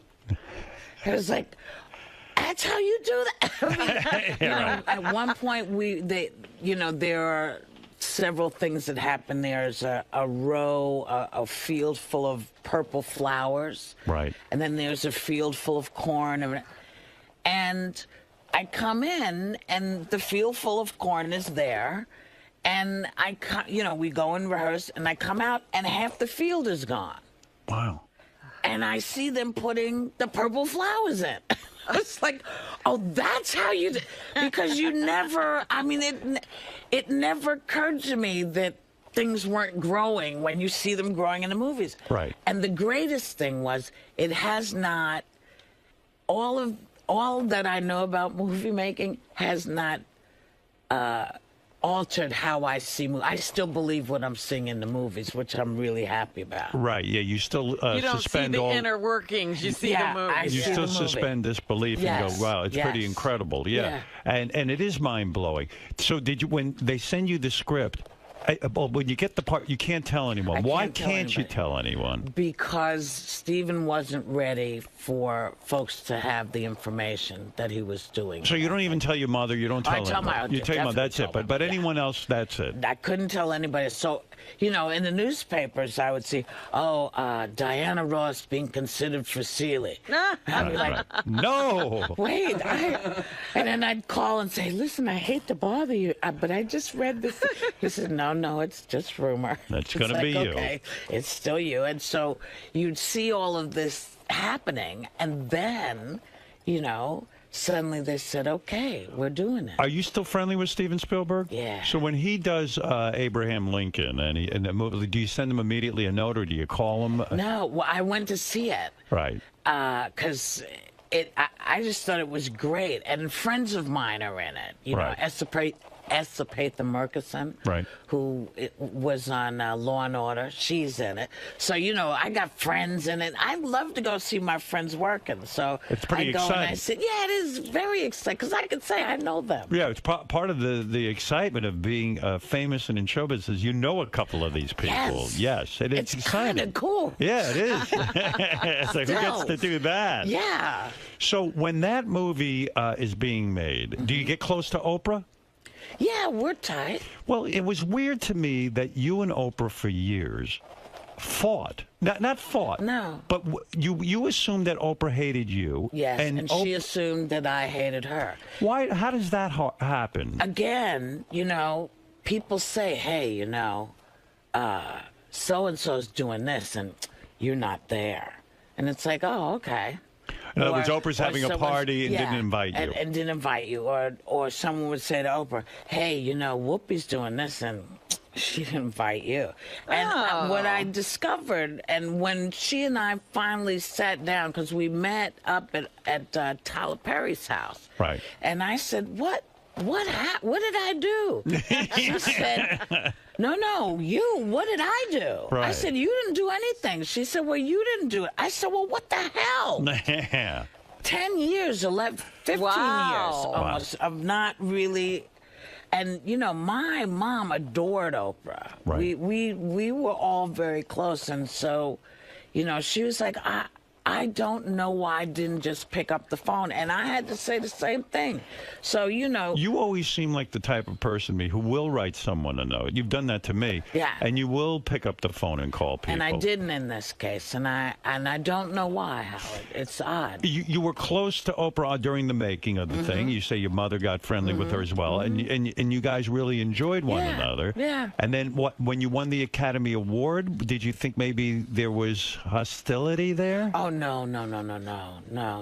would that be? No, I don't know, maybe a jealousy of some God, kind? no, but please, honey, she's she was the queen of everything. I know. So she wasn't looking at me. I know, I just can't believe She wasn't going, damn, Whoopi got that. No, she was like, you know. It must have been an incredible experience to go from, you were broke, you were cleaning toilets, you started to do your one-woman show, but that wasn't making any money, right? Real money. Well, enough money to live on. To live, but all of a sudden now, you probably weren't paid a lot of money for The Color Purple. Well, more money than you had seen. But I'm saying you weren't. Yeah. But when you won the Academy Award, not for The Color Purple, for Ghost, which to me, but we were nominated. Okay, you were nominated. Yeah. Everything changes, right? After you're in a huge, you start getting scripts and all that other stuff. No. I'm still black, Howard. And that held you back. I don't think it held me back because I worked all the time, but it wasn't like scripts were coming in. Yeah. Because, and you're right, when you're a black actress, yes, it's hard enough white actresses getting a decent role. When you're a black actress, especially things maybe are getting a little better, not great, so. but then no one says, hey, Whoopi as the lead in Pretty Woman, or Whoopi as the lead in this. They have to go through all the people first. Everybody has to say no first. Everybody else in Hollywood had to be busy no before I can get the part. Yeah, and it's so true. And it's like a lot of times a role is generic. Anyone could play it, and yet they don't think the that director way. go, I never thought a black woman in that role. But you know, it is changing slightly. I mean, we see it on Broadway. This wonderful people Felicia's are taking daughter every role. Juliet. Yeah, you know, with Orlando Bloom. I mean, it's happening. You know, it's always going to be slow. It just is. To me, the quintessential role for you as an actress is the role in Ghost. I mean, it makes sense that you won the Academy Award for that. Because, I mean, it is one of that movie holds up, and your performance is unbelievable. It's the linchpin of the whole movie. Well, the only reason I got the part was because of Patrick. Yeah. What do you mean? I had a friend of mine come to my house in L.A. and say, I said, what's the matter? She said, girl, I just came from this audition. Every black woman in the world has gone out for it. People got up out the grave to go audition for this thing. And I'm like in my head going, I haven't heard about it. Where have I been? Nobody told me. Right. So, you know, we have lunch and everything. And so I call my agent, you know, and I say, hey, I just heard about this thing. There's all these women go. They say, oh, he said, I was afraid you were going to hear about this. And I said, why? He said, because they don't want you. And I said, oh, is what it? I do? Yeah. Why are you the only black woman the only they black don't woman want? they didn't want? Because the writer felt that I was too recognizable. Right. Well, you know, when you think about it, you got into The Color Purple, and Stephen probably loved that you were this sort of unknown. Yeah. And wasn't looking for Diana Ross. No.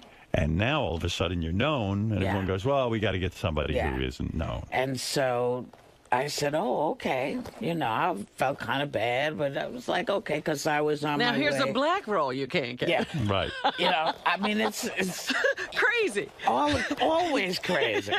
And so I go down to Alabama because 𝗪𝗪 𝗪𝗪 and I are making Long Walk Home. And I get a call from my agent who says, hey, you remember that movie that you wanted to audition for? And I said, which one? He said, the one Ghost. I said, oh, yeah. He said, well, they'd like to come and audition you. And I said, what? He said, yeah, they want to come down and see you. I said, what happened? He said, well, they put Patrick Swayze in the part. And Patrick's first question was, why isn't Whoopi Goldberg doing this? Does she not want it? Did she not like it? And they said, well, no, we haven't gone to her. And he's like, what are you talking about? She's perfect. Right. They said, well, no, the writer feels that it would take people out of the movie. And he says, well, I don't think I'm going to sign on to this until we at least audition her. Right. Wow. I've never met him. Right. And they said, okay, because they really wanted him. And so they came down to Montgomery, Alabama. Wow. And Patrick Swayze and I met. And the first thing we did was start laughing. I don't know what it was, but we were somehow we were connected. I can't explain it. And we just started having fun. And they went back, and a couple of days later, I got the offer. When Patrick Swayze had the kind of juice to do that because he had that huge hit movie already, the one with the baby. I can't yeah. So he had the Dirty huge Dancing. Dirty Dancing. He had the huge hit movie, so he had the clout to do that and the juice to even say, "Hey, I'm not doing this without Whoopi Goldberg." At least audition her. And if she's wrong for it, then I'm not going to stick it. But there are people who come along in your life who give you those kind of breaks, and it's like unbelievable. Yeah. Was it? It must. Without asking, without. Of course, it must have been difficult when he was dying, right? Did you have a last conversation with him? Yeah, I forget what we were doing. I might have been doing the Whoopi show, and he was kind enough to come and do a part on it. Yeah. And he said, look, I got the time I got. I'm having as much fun as I can have, and I'm going out like I came in, a big baby. Wow. I love. He was unlike anybody. He was just a good person. Yeah. And so he's the one I thanked when I got my Oscar because he and the casting director who had been bugging the director to at least let me come and audition. What did your mom say when you got that Oscar? Well, it's really strange how she wasn't there. Why? Because she did not. She went when I was nominated for Color Purple. She was in the audience. We were there, and we didn't win, but we lost to somebody who you respect. Who'd you lose to? Geraldine Fitzgerald. Oh, Gerald. Who did Trip to Bountiful? You should have won it. No. This woman had done such good work for so long, but because she was a New York actress, she was overlooked. Never won. Right. But she won this time for a really great part, which also Cicely Tyson, this tells you it's a great part. Cicely Tyson won the Tony for it. Right. It's a great part. Right. And she was great in it. So she won. And it was like, and she grew up in, she didn't grow up in Chelsea, but she lived in Chelsea with Rip Torn. Right. So I would see them, you know, in my youth. And so it was like family won. So it was great. But she didn't want to be disappointed in public. My mother was really very private, so she didn't want anyone to see that she would be disappointed if I didn't win. Well, that's crazy, right? And so I call her, and she didn't even watch. She didn't want to jinx it. Yeah, so I called her, I said, Ma. She said, hello, Karen. I said, were you watching? She went, watching what? I said, Ma, come on. The Oscars are on. She said, no, I wasn't watching. I said, well, I won.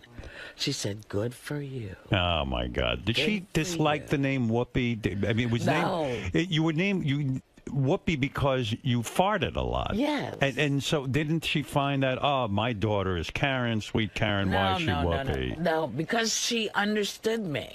Yeah. She understood me. I've had so many nicknames in my life, Howard, it would just knock you out. When you were shooting Ghost, did you know it was going to be a blockbuster mega hit? No. We were all shocked when we saw it. It seemed like a little film probably when you were shooting it. It was a little tiny, you know. Was it awkward for you to kiss? I mean, one of the most romantic screen kisses ever were you and Demi Moore. Yeah. You made out, and like that's when Patrick Swayze gets to kiss his wife. Right. Was it awkward for you? I mean, you're straight as an arrow. Yeah. I don't think you've ever been into women, as far as I can tell. I mean, once or twice, I think. You know. You mean You mean the full thing with a woman? No, not the full thing. How far did you get? A little far. Titties? You felt them up? Maybe. A little bit. You experimented? Maybe. What do you mean maybe? I don't know. You forget. You draw a blank. Time ago. No, not Was it Barbara Walters that you felt up? No. No. But you know how many women I've kissed in the movies? I kissed Sugar Avery. Right. You know, that's right. Yes, Celie was. Yeah, Celie was gay. Yeah, right. You know. Right. And I think there might be maybe two more. I can't remember which ones. But no, I'm straight as hell. But it was a romantic kiss, nevertheless. It wasn't awkward? No, because it was, in my head, I was Patrick. And we all assume that when you make a great movie like with Patrick Swayze and Demi Moore, that you all run off and become great friends afterwards. But that's not the case, right? It's a job, and you do it. And sometimes you do. Yeah. And Patrick and I became friends. I see Demi from time to time, and we're all cool. It's got to be a great memory, right? It is a great memory. Yeah, I mean, it's something. Do you watch that on TV when it airs? I don't watch any of them. You don't watch your movies? No. Why don't you? I know how they end. Right. No, is it because... No, seriously. I know the end. Yeah, but I only want to see stuff I don't know how it's going to turn out. Yeah, but you don't want to revisit or remember, no? No, because it becomes about, that's the day I had the bad period. Right. You know, I had cramps. I had the, you know. But maybe it's just the opposite. Maybe it's like, wow, that was like some of the best times in my life, and it's almost painful to remember. Like, it was so good. Like, I don't need to I don't need the that. movie for that. You know, the great memories, I'm lucky enough to still actually have them and celebrate them because I think about them all the time. When you were so to me, even when you started to do a radio show, or you start even with The View, which is a great gig for you, and you know it's wonderful, but I still feel like as an actress, you didn't get to finish your mission. That there were more movie roles you should have done, and I don't know what happened there.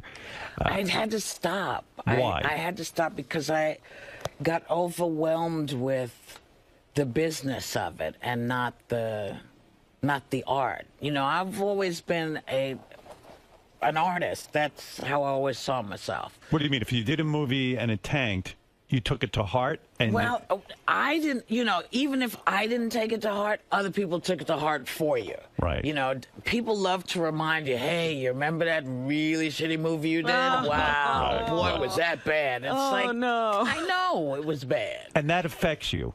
It did. It began to. It began to. And so I had to leave L.A. I felt like I couldn't breathe.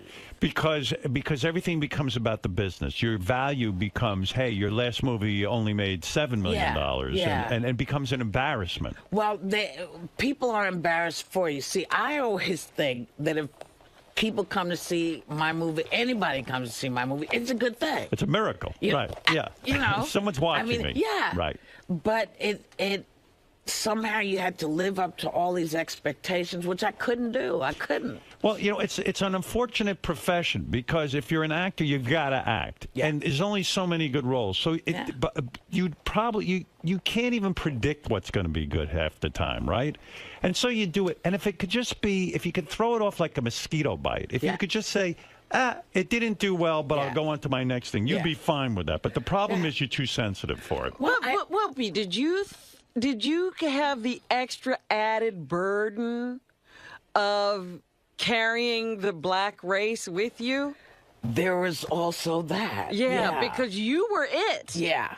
And, you know, people would, you know, boy, you're not as funny as Eddie Murphy. You know, you're not as funny. And I'm like, I wasn't trying to be. I'm just this. And why do you look like that? And what's the, you know, why don't you wear a bra? And what's wrong with your hair? And what's up with your face? Yeah. And, it's too much. Getting it from everybody. So, in other words, what your mother said to you so many years ago, if you want to be an actress, you have to handle not everyone loving you. You couldn't handle it. No, what I couldn't handle was people picking at me. I don't mind criticizing. I can take the criticism. Do you have a Twitter account? I do have Twitter. There's a lot of negativity on that, too. There's a lot of negativity. Does it bother you? Yeah. I mean, I have now learned that what I need to do is not be on it.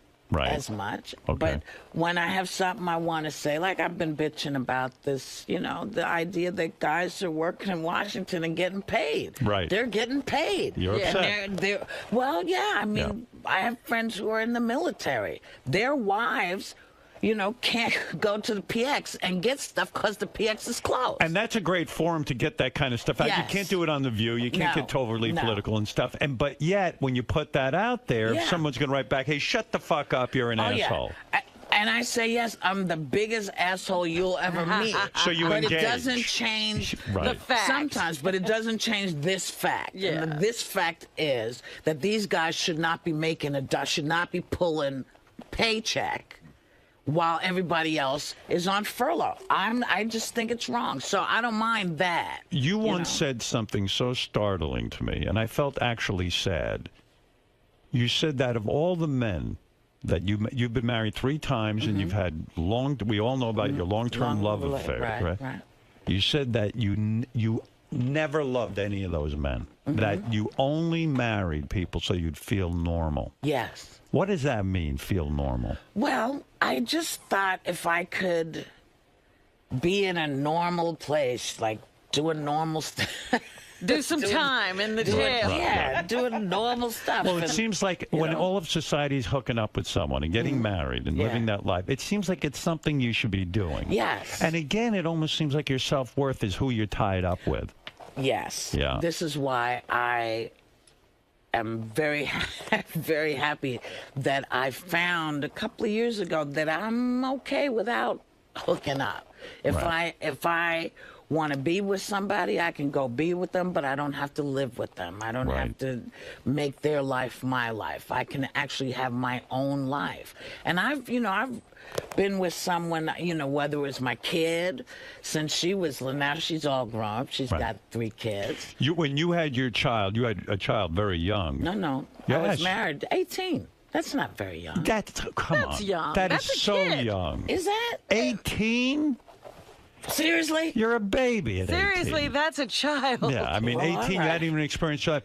And did you fall into that pattern? Was your first husband, I know you guys divorced, was he around to help you raise your daughter? No, because I ended up going to California. Oh, so you moved away. So I moved away. And you were done with him. Yeah. And you had to raise your daughter on your own. Yeah. And so you never really loved him. You're probably too young to really know what love was. Well, apparently, listening to y'all, I was way young. It. Yeah.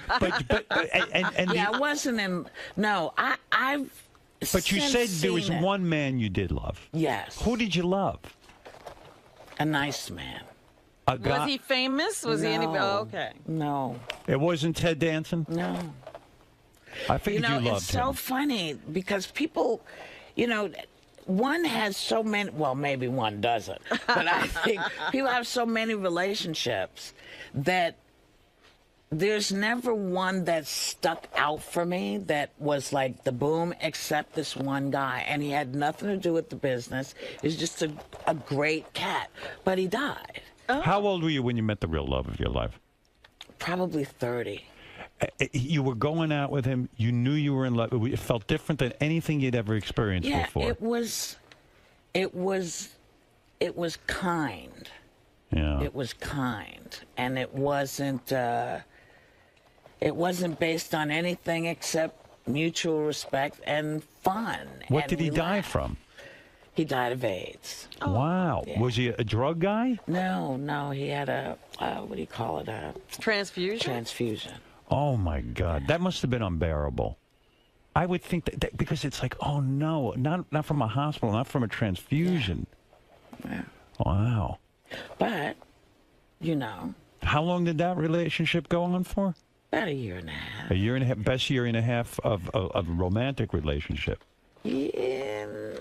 I don't know if it was the best, but it was one of the most solid. It was one of the most solid. Do you think it would have lasted? Don't know. Yeah. And I Were you with him when he died? I was not with him when he died. You guys had broken up already. He pushed me away. Because he couldn't handle that he was He dying. didn't want, he didn't want me to say. I get that. If I was with the woman I loved and stuff, I'd almost be like, you gotta You are with a woman you love. Yeah, Aren't you that's right. married? No, I'm saying if I was with the woman I loved and I got seriously ill, I'd be like, you don't want to be. Everyone go away. Right. Do you know what I'm saying? Yeah. You would do that, Howard? Well, of course, everyone would have to Not. stay with me. But I understand that. But that must have hurt you tremendously. Yes. Did but he- I understood. I got it, but I didn't like it. Yeah. But, that's when somebody says this is what I need, then you got to go, okay. Yeah. Wow. How sad. No. Did you go to his funeral? No, he did not have a funeral. What do you mean he didn't have a funeral? He did not want a funeral. Wow, this is some guy. He was pretty great. He was a pretty great guy. That's macho. No funeral. He's like, look, How do you not have a funeral? I mean, you mean it's just somebody puts you in the ground? That's it? No, you're scattered. Oh, I see. Yeah, you just get blown away. Wow. It was good. And it should not make anybody sad. This was a guy who lived a great life, the life that he wanted to live, and he was a great man for me, and I had a great time with him, and I have nothing but happy when I think about him. Were you early on a phone sex operator? Once, yeah. Can you make money doing that?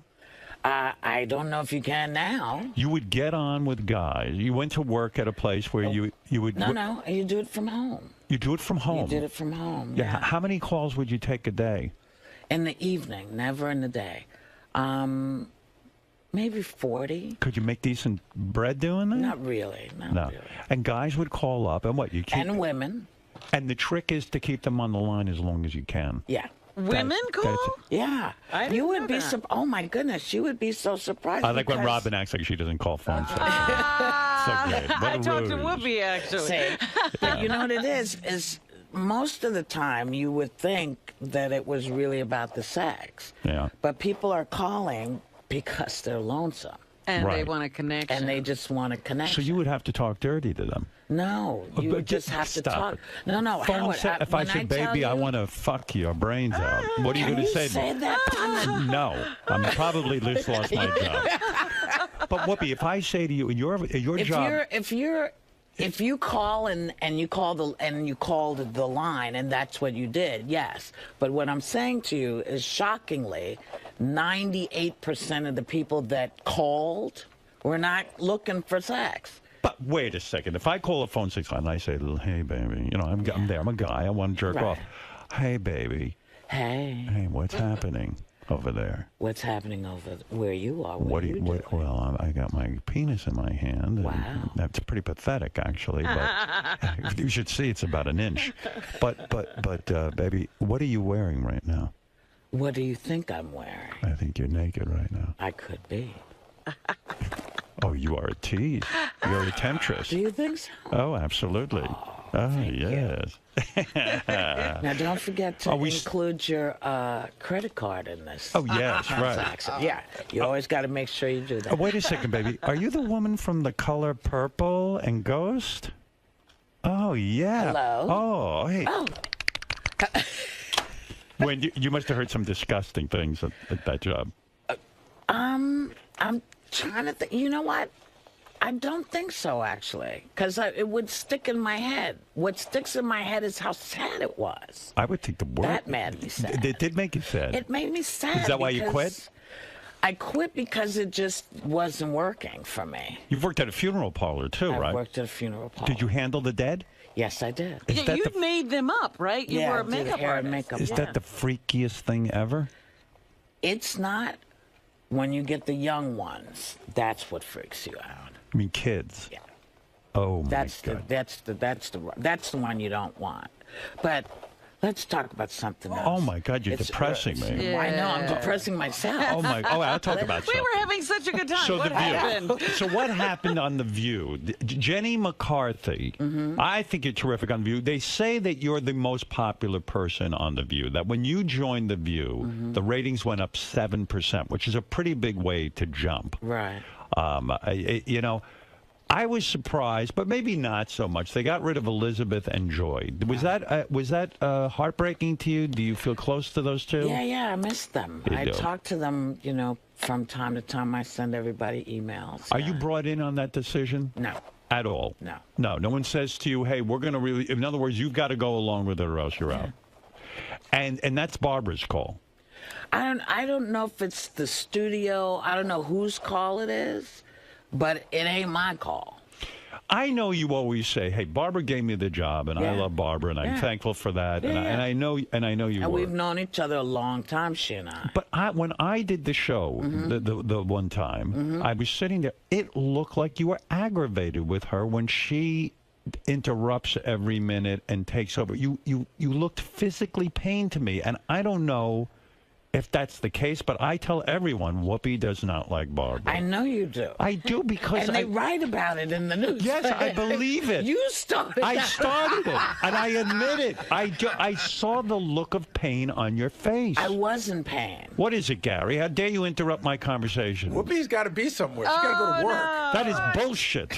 and she contractually has to be there. Whoopi control. Oh, that's so impressive that you contractually have to be They're going to there. come get you. They will come get me. Throw you in view But jail no, if you're I late. was in pain that day. I didn't even get to the Hollywood Squares years. I wanted to ask you about that. Well, then maybe I can come back, Howard. I feel you did that. I feel you did that for the money because you got $14 million to be. Who told you, Chow? Who told you that? I heard you got $14 million to be on Hollywood Squares.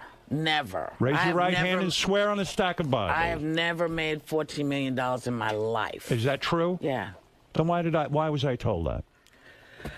For the same reason you tell people that I don't like Barbara. That's and all. the same reason we think Mom's Mabley was raped twice. That's right. That's right. You All know. right, listen. Let me sum up. The one thing I always wanted to know, because Bill O'Reilly does the show. Right. And that's when you look in pain to me. No, but you know, I didn't even understand that. The View is about hearing people's views. Right. I know you don't agree with Bill O'Reilly about what he was talking about. And you got up and you walked off. Yeah. That I don't understand because the show is called The View. Yes. And I'll tell you why I got up and walked off. I got up and walked off because what he was saying was a very specific group of people were responsible for something. When it wasn't a specific group of people, it's a faction of that group. And he would not hear anything but what he was saying. And I thought, well, if we can't have a discussion, I'm not going to have. You got frustrated. So I got frustrated and I got up and It happens on the show. All right, I know. I got to wrap it up. Let me give a proper plug here. So really, the reason Whoopi even showed up, there's no love for us. She loves Mom's Mabley. Which we all do, yeah. And 𝗫𝗵cie is a favorite of mine. I adored this woman. She's one of my favorites growing up. She was terrific on every talk show appearance she did. Brilliant. And I would watch talk shows like it was... Like it was school. It was school, yeah. Yeah. Don't miss Whoopi Goldberg presents 𝗫𝗵cie on HBO. I will definitely be watching that. Excellent. Maybe you'll come up to the Apollo. Oh. Yes. Because we're doing. You mean actually leave my apartment? I don't think so. Come on. What are we going to do with the Apollo? Well, that's where we're going to premiere it, at the Apollo. Really? You mean Okay. I would be at the premiere? Yes, I And would I like wear that. what, a suit? You would wear whatever the hell you wanted. I wonder what outfit I'll wear to the premiere. But I'm inviting you, so Thank you very much. Watch Whoopi on The View weekday mornings at 11 o'clock on ABC. And thank you, Karen. Thank you. I'm the only one allowed to call her Karen. That's your role All right, Whoopi, now. great seeing you. We'll be back right after these words. Did I end on time? Was I all right? Just on time. All right, good. She's just got time to get there. I didn't get to half of what I want. Let me come around. I didn't get to anything. Wow. These times, they go so quickly. Hey! I would love to come do The View. Do you want to do it? Sure. All right, I sure. can do it. Hey, baby. You are fantastic. Thank you. And thank you for all the, all the kind words, because I know sometimes you hear about me getting in trouble, and you always come to my defense. Well, who's going to come to your defense if I don't? Well, we know about being in trouble. I just appreciate it. I really can't wait to see what you came up with on that. I can't wait for you to see it. It's so good. Would it be all right if I ask you a question about the interview? Sure. So you and Howard really bonded over your mutual love for 𝗫𝗵cie. Right. In many ways, is Howard kind of like the 𝗫𝗵cie of radio, the way he discusses taboo things and push the envelope? You know what? I never thought of it that way, but yeah, in many ways. Howard has always tackled things that people shy away from, and he's really bold about it and right up front. So yeah, I think there's a big bond between the two of them. You do so much interviewing on your show, The View. What do you respect about Howard's style and what he brings as an interviewer? Well, I like Howard, so I can roll with him. I love what he does. I think his best quality is he asks you a direct question. He doesn't beat around the bush, and I like that. I was saying to JD, as Whoopi was leaving, I said, Whoopi, I didn't even get to ask you about your spoon collection. She has a spoon collection. Whoopi is a big spoon collector. And she lit up. She was like, I do collect spoons. And I said, well, JD does too. And she goes, JD, I'm going to send you some spoons. He collected spoons when he was a kid. That's why we got into it. And then we found out you were a spoon collector. Yes. I'll send you some.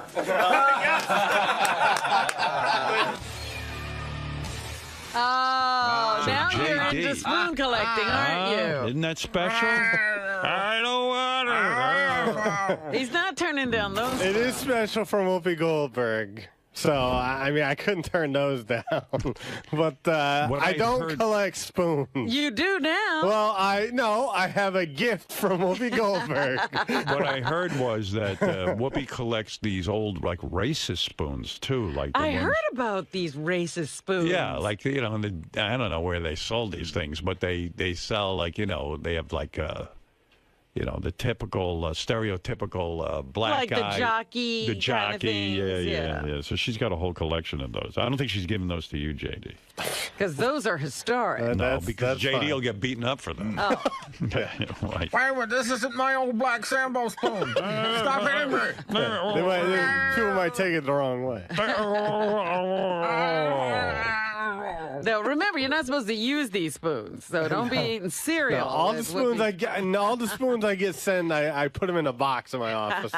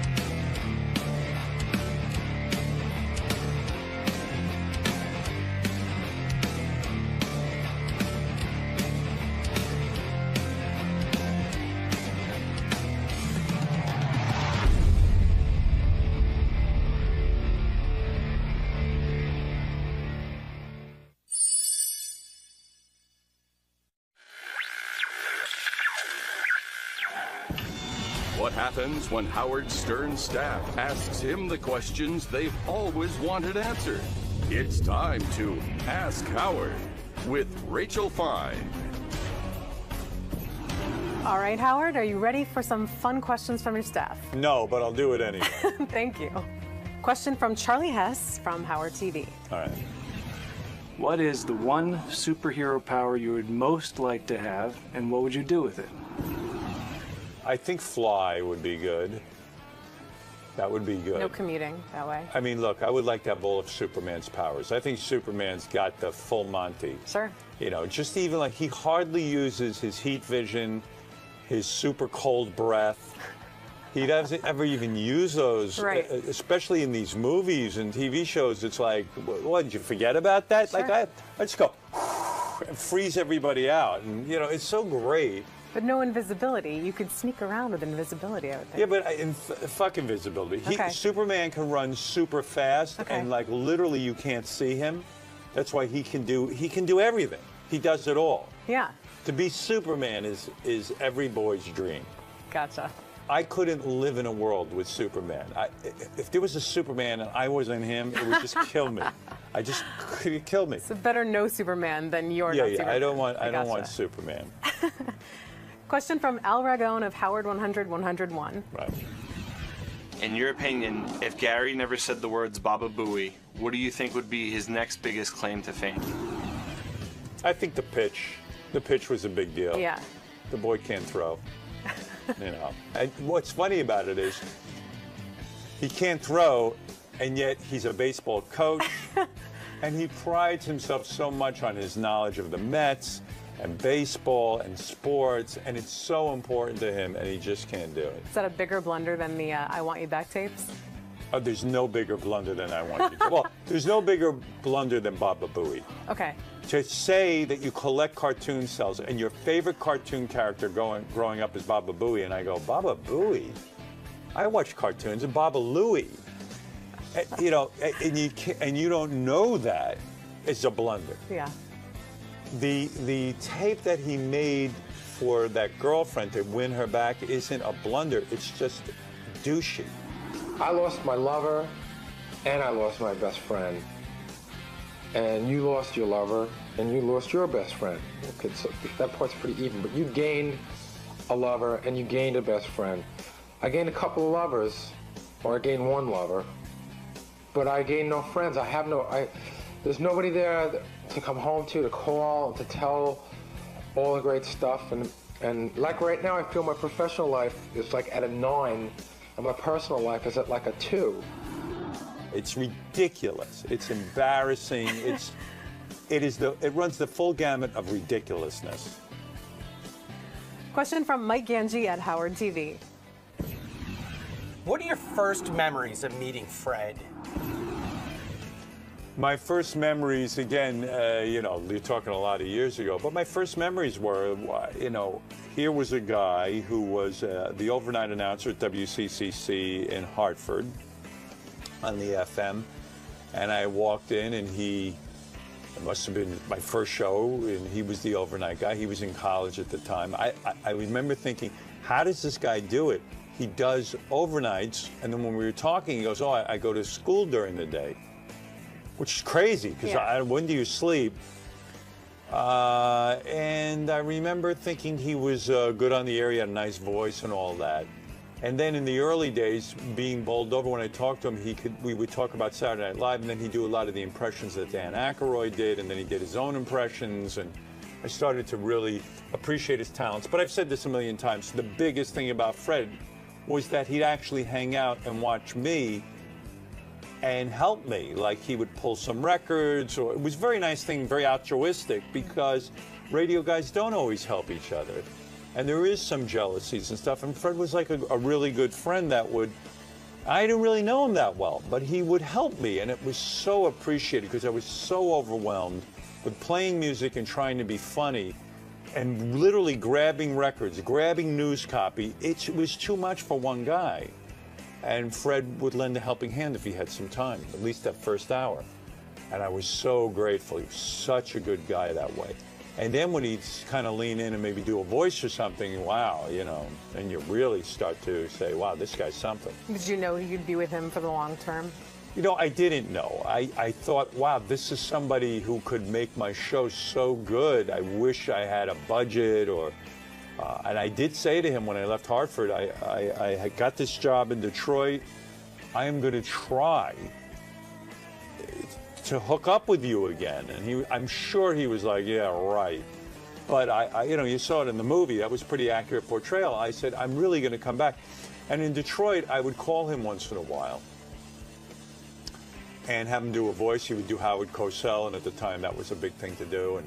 And he did a good job. And, you know, he's so prolific with the lines. It's not enough to do a voice. He's got a comedy mind, a quick comedy mind. Even though I told you he has to think about stuff, but when he's on the air, he's quick, and he's funny. You know, he could do a French accent and do that ridiculous thing and you know, and say brown S 20 times, and I'm still gonna laugh. What color were the children's eyes? They're beautiful brown S. Beautiful, beautiful brown S. Oh, when you're staring into the little S, you can only think of one thing, how brown they are. Well, thank you. Fred has the ability to make me laugh, and so that's why Fred's with me, tremendous talent. So I remember meeting him and just thinking, what a nice guy, and then it blossomed into love. Thank you so much. That was really, really fantastic. A lot of fun. There was a lot of inappropriate questions, and everyone is fired. No, that was good. It was a lot of fun to answer the questions. Who knew anybody had any questions? We have lots. Yes.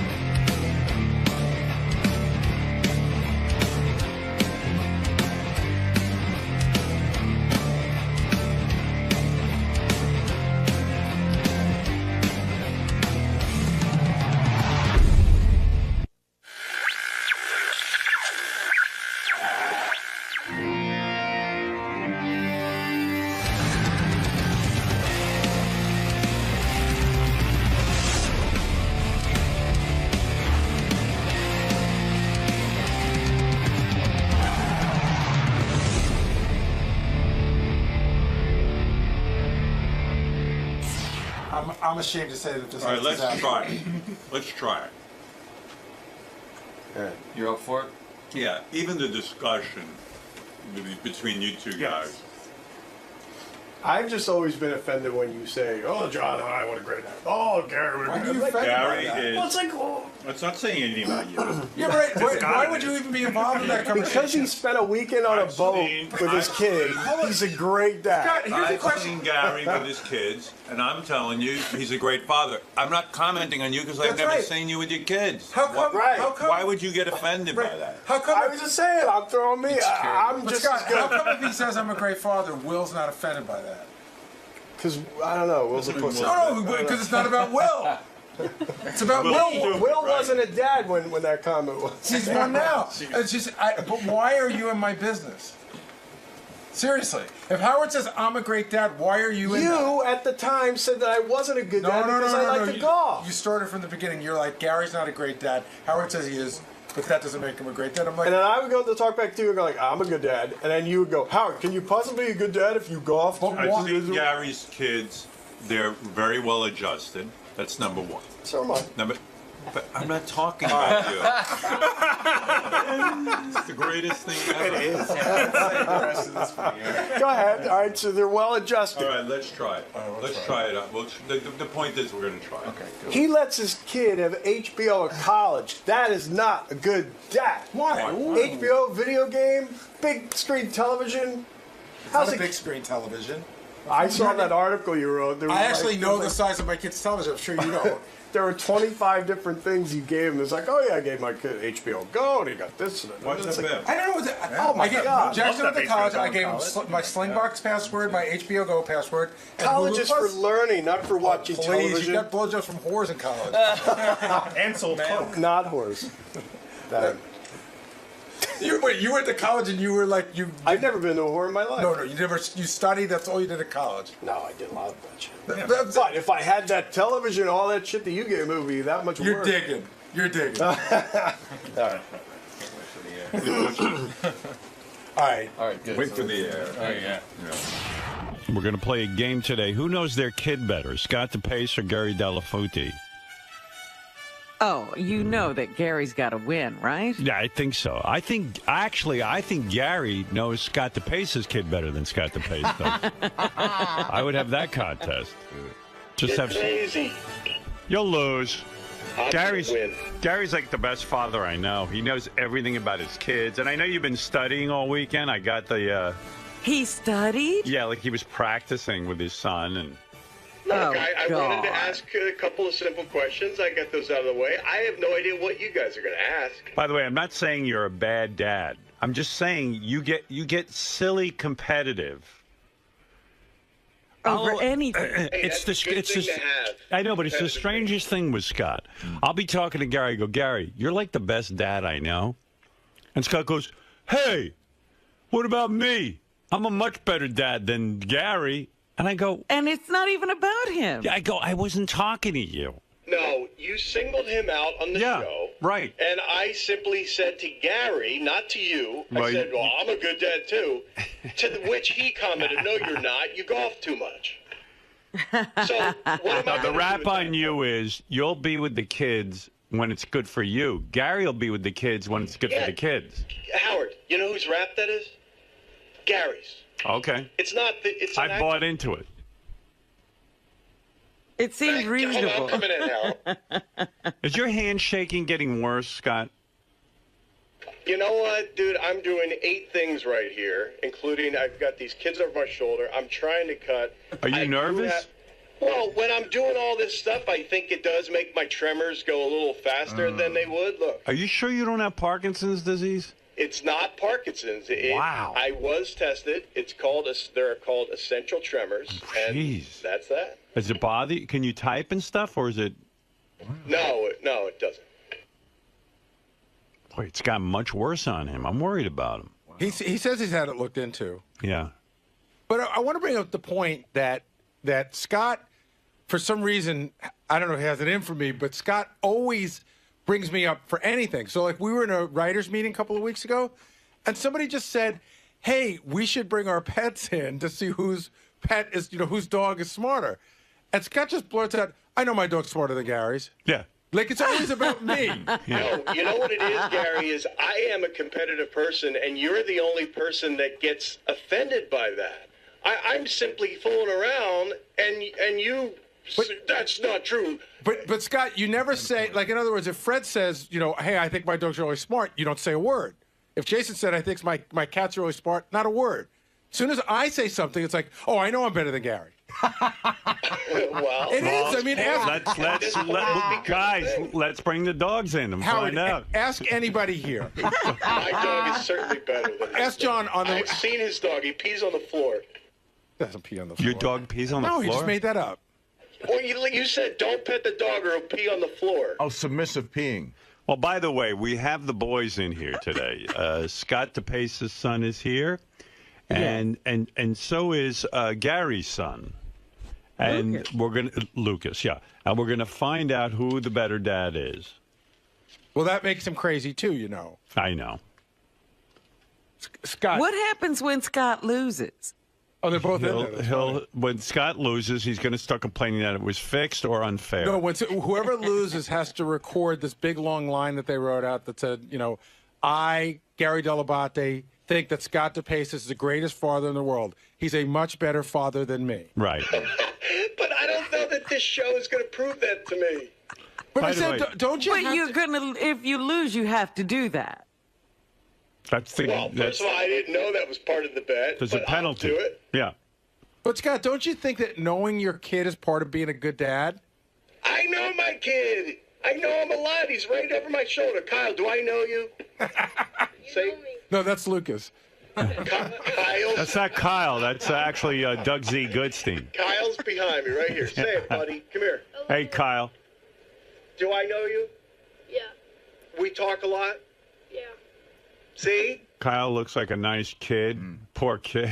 I think Kyle listens a lot. What's wrong with you? Kyle listens a lot. I think Kyle listens Kyle's a good lot. listener. Yeah, Dad, whatever you say, Dad. Sure, Dad. Kyle, okay. do you ever get a word in, or is your dad always talking? Yeah, you listen. I hear you. It's like Stockholm Syndrome. Well, think of all the wisdom that kid Well, gets. I think he knows his dad. Wait a minute. We should change the content. Lucas, you think you're going to win this, or do you think the 𝗏𝗏𝗏 as well? No, I think the 𝗏𝗏𝗏s are going to take this one today. Yeah, You're your dad. wrong, son. You're wrong.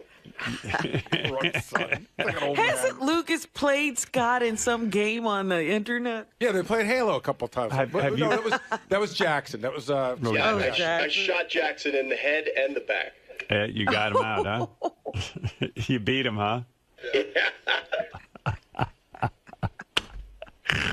Who cares? I don't know. He does. It's a game. I know. Why are you on the game? You're like a borderline creepy guy. What are you doing on the game with kids?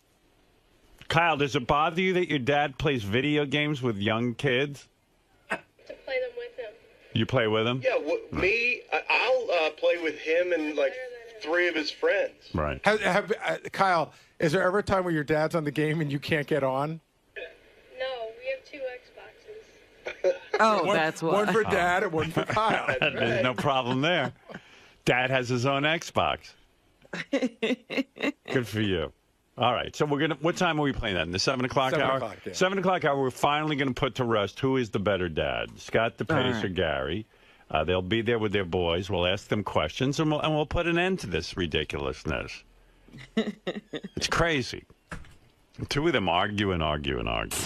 Today I'm here to prove that I'm a better father. The problem is there is no test to prove who's the better father between Gary and I. So these guys are going to ask a couple of questions to Kyle, my son, and I'm going to hopefully answer it, get them right. But if not, they're going to walk away with Gary's a better dad, and they're absolutely wrong. I'm a great dad, aren't I, boy? Son. Yeah. Kyle. That's that. I'm feeling okay, but I don't know what type of questions they're going to ask, and something tells me, not that it's fixed or anything, but Gary probably knows exactly what they're going to ask. Well, I know I'm supposed to be objective in this whole matter, but I am pro 𝗏𝗏𝗏s today. I am pulling for Team 𝗏𝗏𝗏s. And, Scott, have you warned Kyle what it's like to see Gary's teeth up close? It can be very, very scary. So, what's Gary's nickname? Baba Booey. Best of luck, 𝗏𝗏𝗏s family. Thank you. Hey, I'm Gary 𝗏𝗏𝗏𝗏, and this is my son, Lucas 𝗏𝗏𝗏𝗏. and we are here today for Who Knows Their Kid Better, because 𝗏𝗏𝗏s is always telling me he's the better father, he knows his kid better. What do you think, Lucas? I think we're going to win. We talk a lot, don't we? Yeah, we do. We hang out. Yeah, Gary, you tell a lot of stories about Lucas on the air. You know him well. We spend a lot of time together. We're in the car a lot together. We're home a lot together, especially now that Jackson is at college. I'd say we spend a lot of time together. We talk. I mean, I don't know. I think whenever I speak to Scott 𝗏𝗏𝗏𝗏, he seems to only know, sports and gaming. But Lucas and I... That's true. No, we have a wide range of stuff that we do together. Yeah, I think so. I think we're going to do well. What would it mean to take down Scott 𝗏𝗏𝗏s today? I think the bigger pressure is on me. I think I'm such a favorite that if I lose, I'm supposed to win. It doesn't matter because if we win, it's got to go, well, that doesn't make Gary the better father. It just means he knows these stupid questions. He'll always have an out. All right, listen, we had to settle this one way or another. Gary and Scott DePace, for some reason, are always arguing with each other. I would like to say, by the way, I say something and then he argues with me. Right. No. A perfect example of how this happened. You had said Gary was a great dad. I simply said, well, I'm a great dad. He says, no, you're not. Who really threw down the challenge? He did. He said, I'm not a good dad. Yeah, but I was talking to him. I don't even know why you jump it. Like there's 50 guys